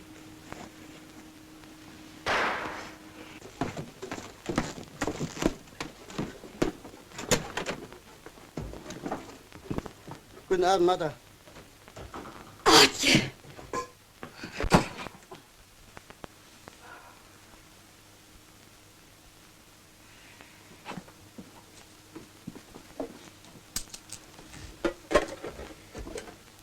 Komm doch mal unter die Lampe.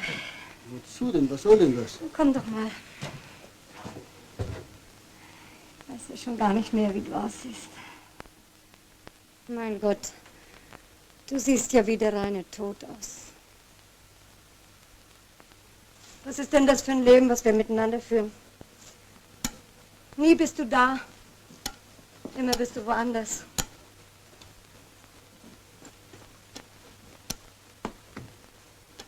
Noch dazu in diesen unruhigen Tagen. Ich bin doch schließlich auch bloß ein Mensch, Adje. Ich habe Angst um dich.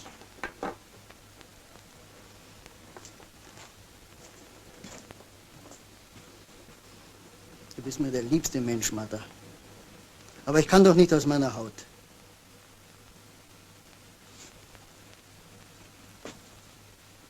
Du denkst nur an mich und da hast du Angst. Du musst an alle denken. Da hast du keine Zeit, Angst zu haben. Ich muss auch gleich wieder weg. Es kann ein paar Tage dauern.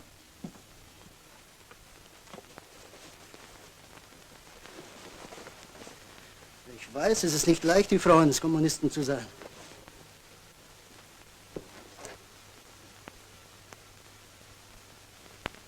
Jetzt muss ich aber gehen, Martha, das ist die höchste Zeit. Was soll das alles hier? Der Schlachter und der Bäcker haben was springen lassen. Na, ich brauche doch nicht so viel. Ist ja auch nicht nur für dich. Ist ja für alle. Dösberg.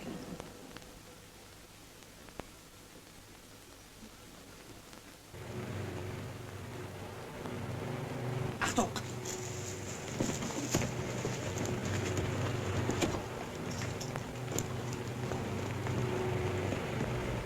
Halt!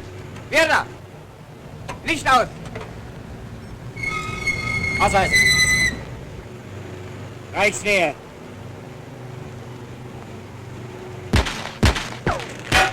Dreh über die Brücke, dann gleich links. Auf der Hauptstraße haben die Roten eine Barrikade gebaut.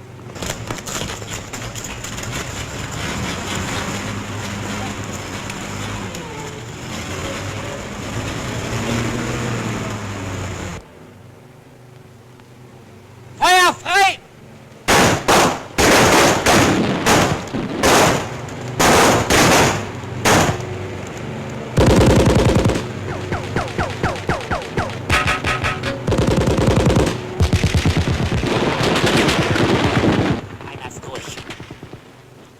anderen trauen sich nicht rüber.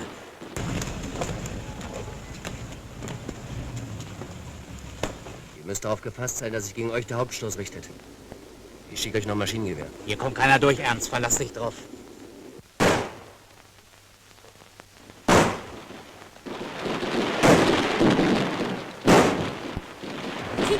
Fiete, ja? Ich hol schnell einen Arzt. Kennst du hier einen? Ja, nur 3 Häuser weiter. Genosse? Nein. Er wird da singen? Ob er was? Ob er quatscht, meine ich. Nee, der nicht. Der ist anständig, der hat uns immer geholfen.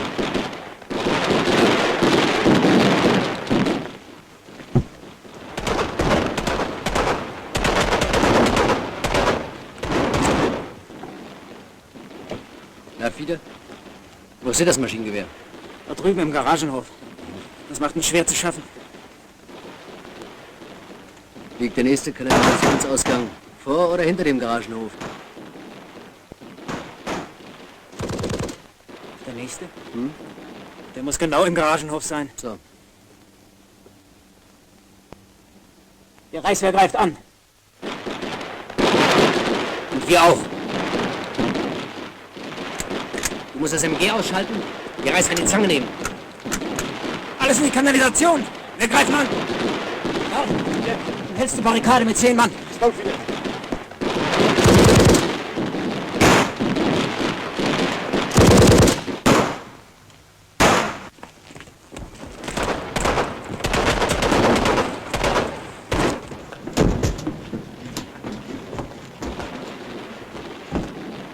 Ist Kehlmann da?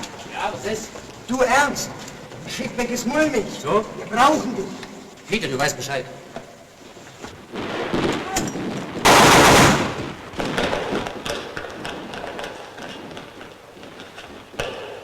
Der nächste muss das sein.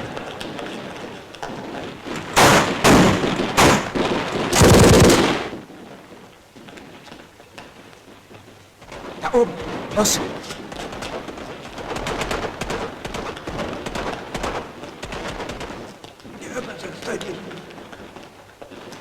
Hier muss das sein. Alles klar? Wir beide das MG, du sicherst und du bleibst.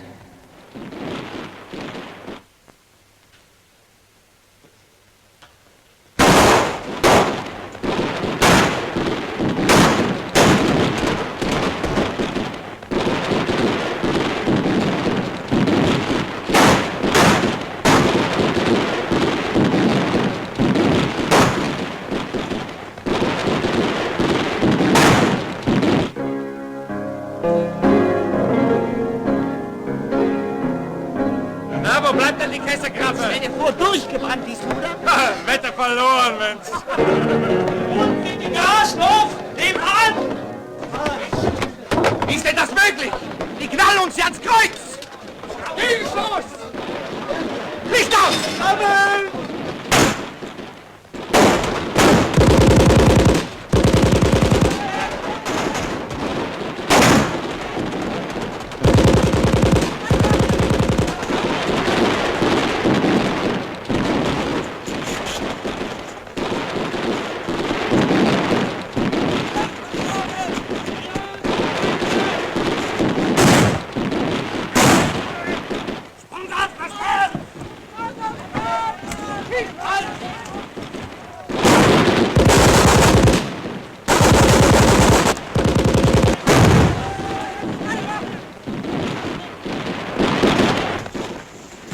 Los, alles in die Kanalisation! Zurück zur Barrikade! Und dann nichts wie Feuer! Feuer! Fiete! Tunnel! Weit los! Weit los! Holt auf! Weit los!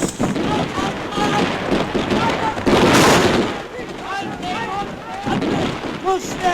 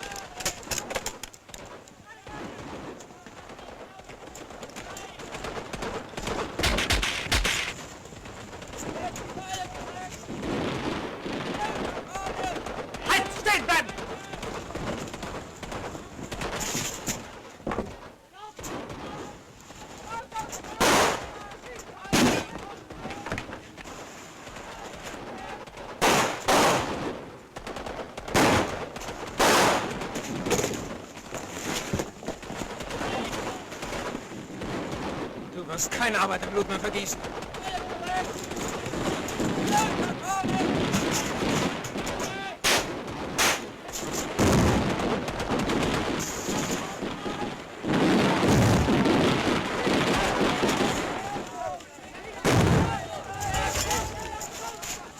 Das wird doch so langsam unheimlich.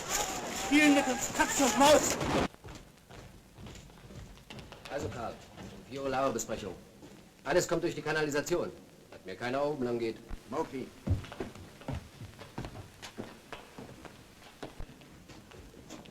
Wilhelm. Kommt der Doktor? Ist unterwegs.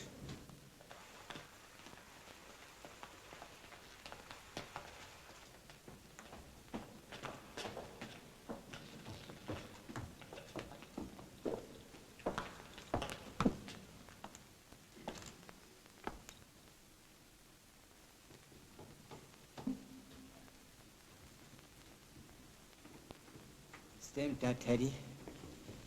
Hamburg heute vorn hoch? Dann ist nix umsonst gewesen. Dann ist alles gut. Wollte schon einer begreifen. Für den Frieden seid ihr und führt Krieg.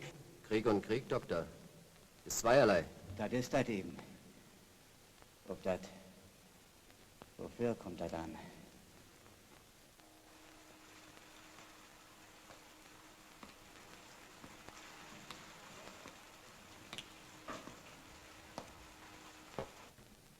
Ernst, Enne ist zurück. Enne?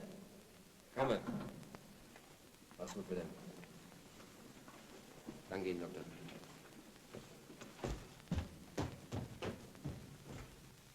Wer war denn das? Uns Thälmann.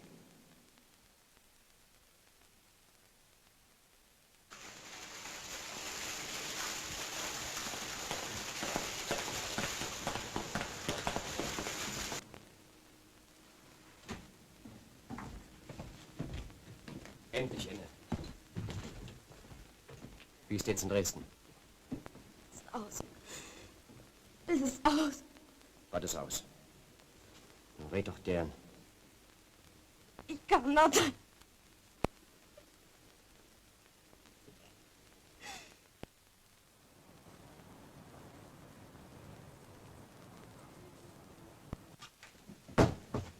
Fide, es dann also doch noch schafft. Man gerade noch. Genosse Jansen, gut, dass ich dich treffe. Seit 3 Tagen suche ich Tillmann. Was ist mit den Waffen aus Sachsen? Du musst verstehen, der Genosse Jansen.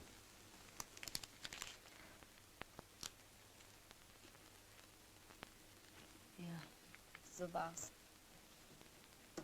Es ist schrecklich. Und die Arbeiter wollten doch kämpfen. Und was ist nun? Ist nun alles aus, Genosse Thälmann? Es kommt der Tag, an dem wir siegen werden. Wir sind da. Wir bleiben da. Trotz alledem.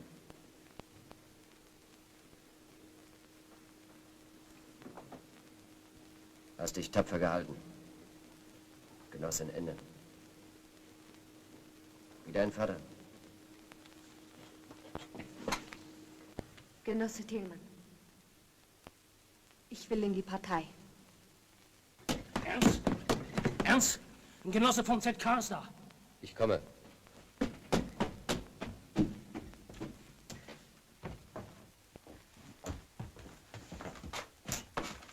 Komm, Ernst, hör dir das mal an. Ich komme vom ZK. Genauer gesagt vom Genossen Brandler. Er ist bestürzt über die Entwicklung hier in Hamburg. Nirgends in Deutschland wird gekämpft. Das ist natürlich sehr bedauerlich. Die Reichswehr hat uns überrumpelt. Wir halten deshalb den Augenblick für einen bewaffneten Aufstand noch nicht für gekommen. Genauer gesagt... Wer wir? Das ZK? Gibt es einen neuen Beschluss vom ZK? Das ZK? In der Eile konnte weder das ZK noch das Politbüro zusammengerufen werden. Also Brandler. Ja, Brandler. Kommt ihr von Rotfuß Ort? Nee, Hammer, Gell? Selbstverständlich kann man es den Genossen nicht so direkt sagen. Genauer gesagt, man muss es ihnen geschickt beibringen. Damit sie den Kopf nicht hängen lassen.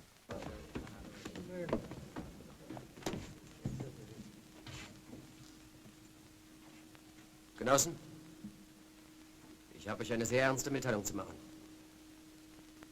Brandl und seine Clique haben wie bewusste Verräter gehandelt. Weder in Sachsen noch sonst wo wird gekämpft. Die Reichswehrtruppen aus Sachsen sind heute in Hamburg eingetroffen. Da kommen ja unsere Waffen aus Sachsen. Komm ich noch mal drauf. Das ist doch nicht wahr. Genossen, wir kämpfen weiter. Und wenn wir alle draufgehen, bist du denn verrückt geworden? Hast du kein Verantwortungsgefühl im Leib? Handelst wie ein Anarchist? Wie ein Anarchist! Nicht wie ein Revolutionär! Man hätte eben doch nicht zu den Waffen greifen sollen. Es hält dich keiner. Du kannst nach Hause gehen.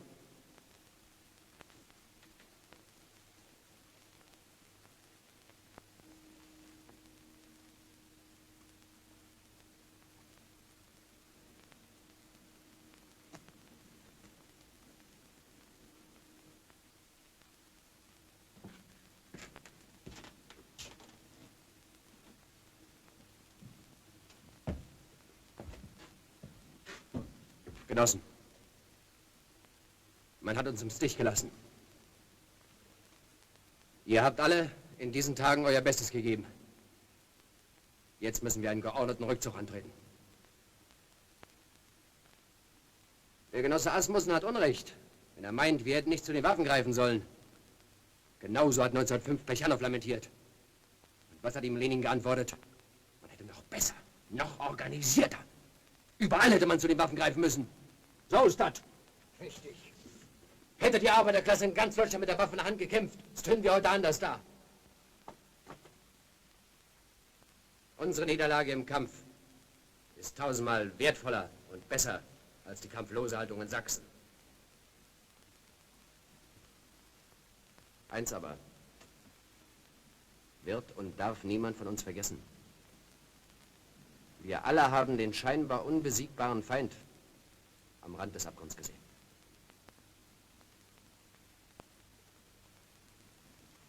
Und jetzt gilt es, den Rückzug zu organisieren.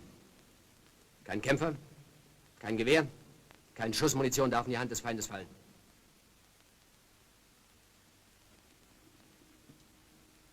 Und du, Krishan? Du trägst die Verantwortung dafür.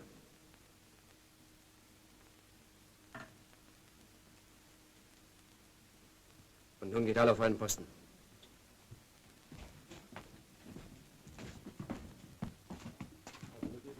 Bitte schön. Wie komme ich denn aus der Kampflinie? Ich kann dich leider nicht begleiten, Genosse. Aber wenn ich dir zu deinem Schutz davon eine anbieten darf? Was sollen die Witze? Ich will weg. Bitte. Links halten, Genosse, links.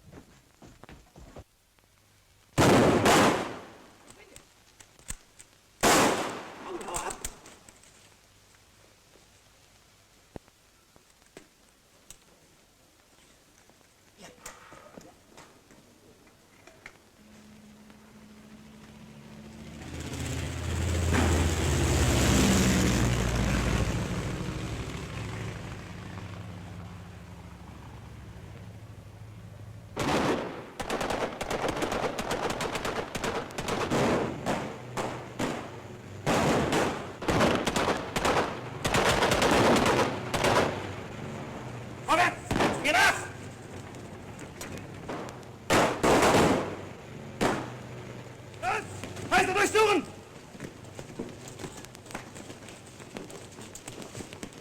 Gefallener gefahren, Schuss durchs Fenster!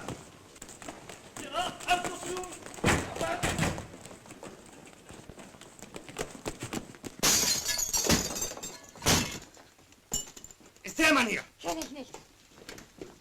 Wo ist der Mann? In seinem Gesangverein. Durchsuchen!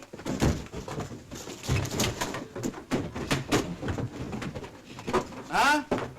Wissen Sie immer noch nicht, wo Thielmann ist? Was? Weiter!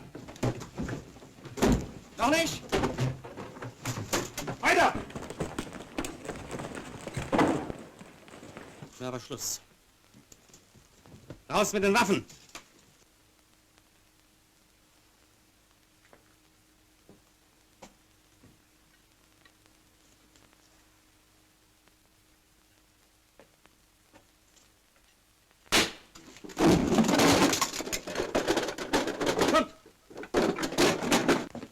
Verdammtes Gesindel! Börsenkurier! 3000 Kommunisten verhaftet! Thälmanns rechte Hand, Fiete Jansen, verhaftet! Thälmann nach Moskau geflohen! Thälmanns rechte Hand, Fiete Jansen, verhaftet! Reichspräsident Ebert, Belowig, Polizeisenator Höhn. Enttäuschung sind Sie für mich. Überspannen Sie den Bogen nicht. Das Feuer schwelt noch. Hamburg ist für die Radikalen im ganzen Reich zum Fanal geworden. Wir sind noch nicht über den Berg. In Hamburg ist alles still und friedlich, Herr Reichspräsident. Das ist nun doch die Höhe. An allem war und ist Hamburg schuld. Und Sie als Polizeisenator? Das Wichtigste, was man von Ihnen erwartet, haben Sie nicht getan. Thälmann läuft immer noch frei herum.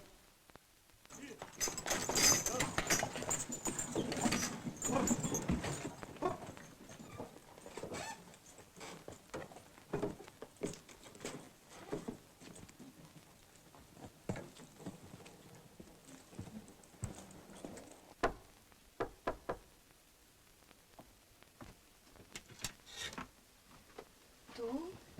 Ich hab dich gar nicht erkannt. Was macht Fiete? Wir müssen abwarten, Anne. Guten Abend, Genossen. Guten Abend, Ernst. Schlimme Nachrichten, Ernst. Ich weiß schon Bescheid. Aber nur mal ganz genau. Berichtet. Ausweis.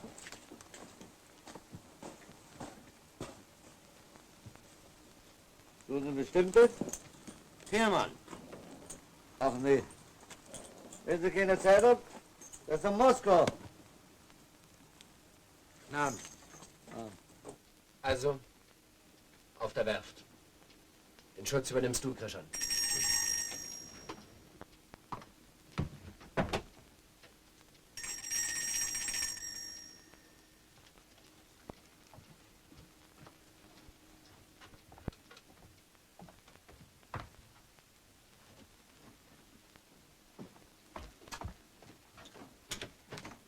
Ach, Sie sind's. Namen, Namen. Na, wie geht's der Mutter, mein Kind? Schon besser. Kommen Sie doch rein. Dr. Mattis. Namen, Doktor. Sie hier? Ich habe wahrhaftig auch geglaubt, Sie wären in Moskau. Gut, dass ich Sie treffe. Kann ich Sie mal unter 4 Augen sprechen? Bitte? Ich habe doch gemerkt, wie Enne zu Jansen steht. Also kurz. Der Präsident des Sondergerichts wird heute noch das Urteil gegen Jansen verkünden. Ja? Todesstrafe. Ich habe es über einen meiner Patienten erfahren. Fiete. Es ist wohl wichtig, dass Sie es jetzt schon wissen. Man muss das Mädel schonend vorbereiten. Wir danken Ihnen, Doktor. Sie haben uns einen großen Dienst erwiesen. Einen sehr großen Dienst.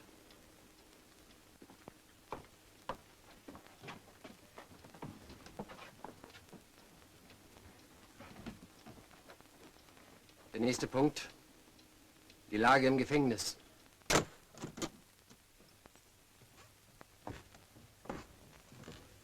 Zugang!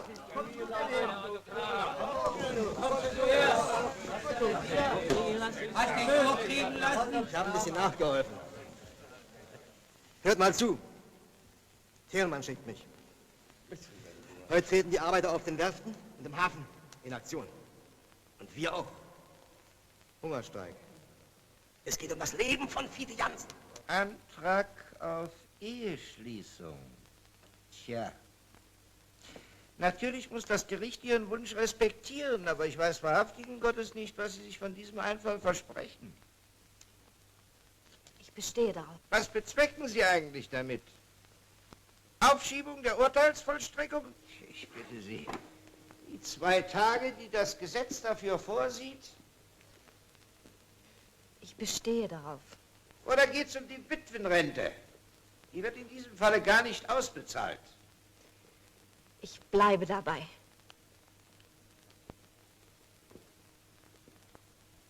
Sind Sie sich überhaupt klar darüber, dass Sie einen Toten heiraten?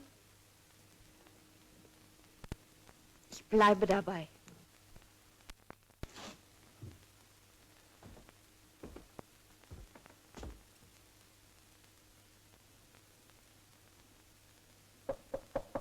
Bitte. Was gibt's? Brief von Thälmann. Gib her. Stecken heute Abend ins Brot. Hast du ihn bei dir? Ja. Warte.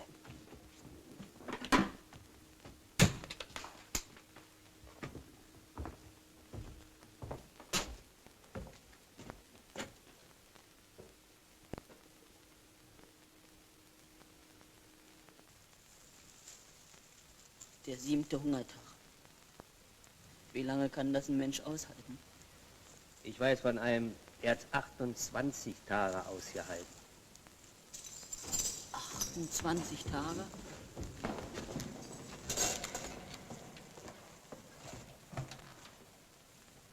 Nehmt doch Vernunft an, Leute, und esst.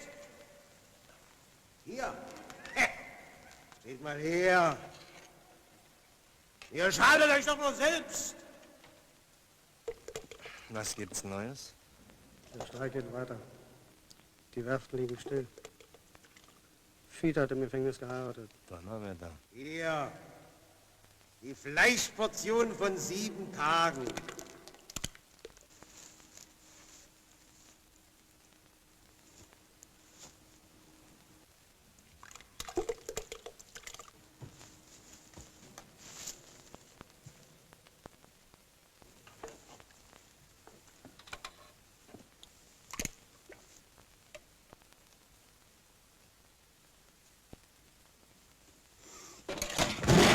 Was?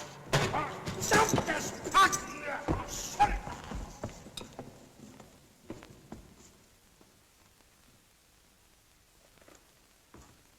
Warum ist der Spion an der Tür zerschlagen? Damit frische Luft reinkommt. So, frische Luft. Na, euch allen wird die Luft bald ganz abgedreht. Wir wissen, wir Kommunisten sind Tote auf Urlaub. Falsch, Genosse. Wir sind Geburtshelfer. Geburtshelfer eines neuen und besseren Lebens.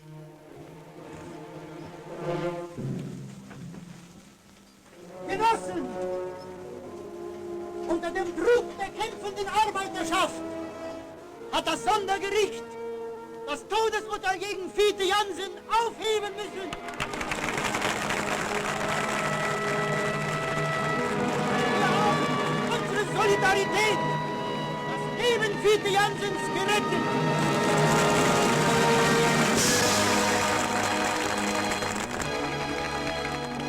Nun spricht der Mann zu uns, den unsere Feinde hassen und den wir lieben. Teddy ist da. Thälmann, Thälmann!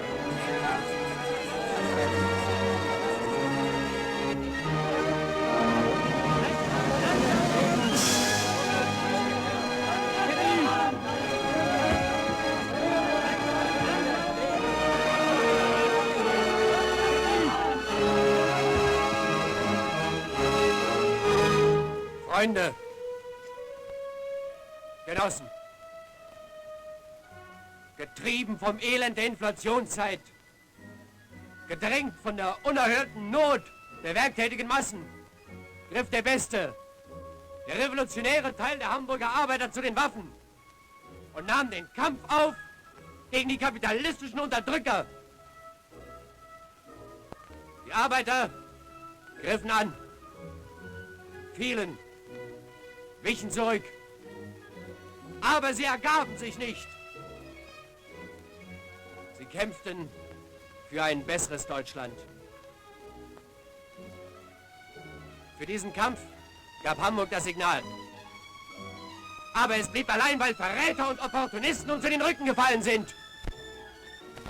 Und wenn heute Arbeiter in jedem beliebigen Ort mit dem größten Heldenmut, getragen von der stärksten Massenbewegung, den Kampf aufnehmen, sie werden scheitern, wenn nicht das Proletariat und die Bauernschaft im ganzen Land mit ihnen geht. Und darum besteht die Rolle der Kommunistischen Partei als Vortrupp des Proletariats in der Organisierung und Zusammenfassung der Arbeiterklasse in allen Industriezentren und Großstädten in ganz Deutschland. Und diese Partei fordert von uns unverbrüchliche Treue zur Sache. Treue, die sich im Leben und Sterben bewährt. Sie fordert und gibt Zuversicht in die Kraft unserer Klasse, in die Kraft der Besten der Nation.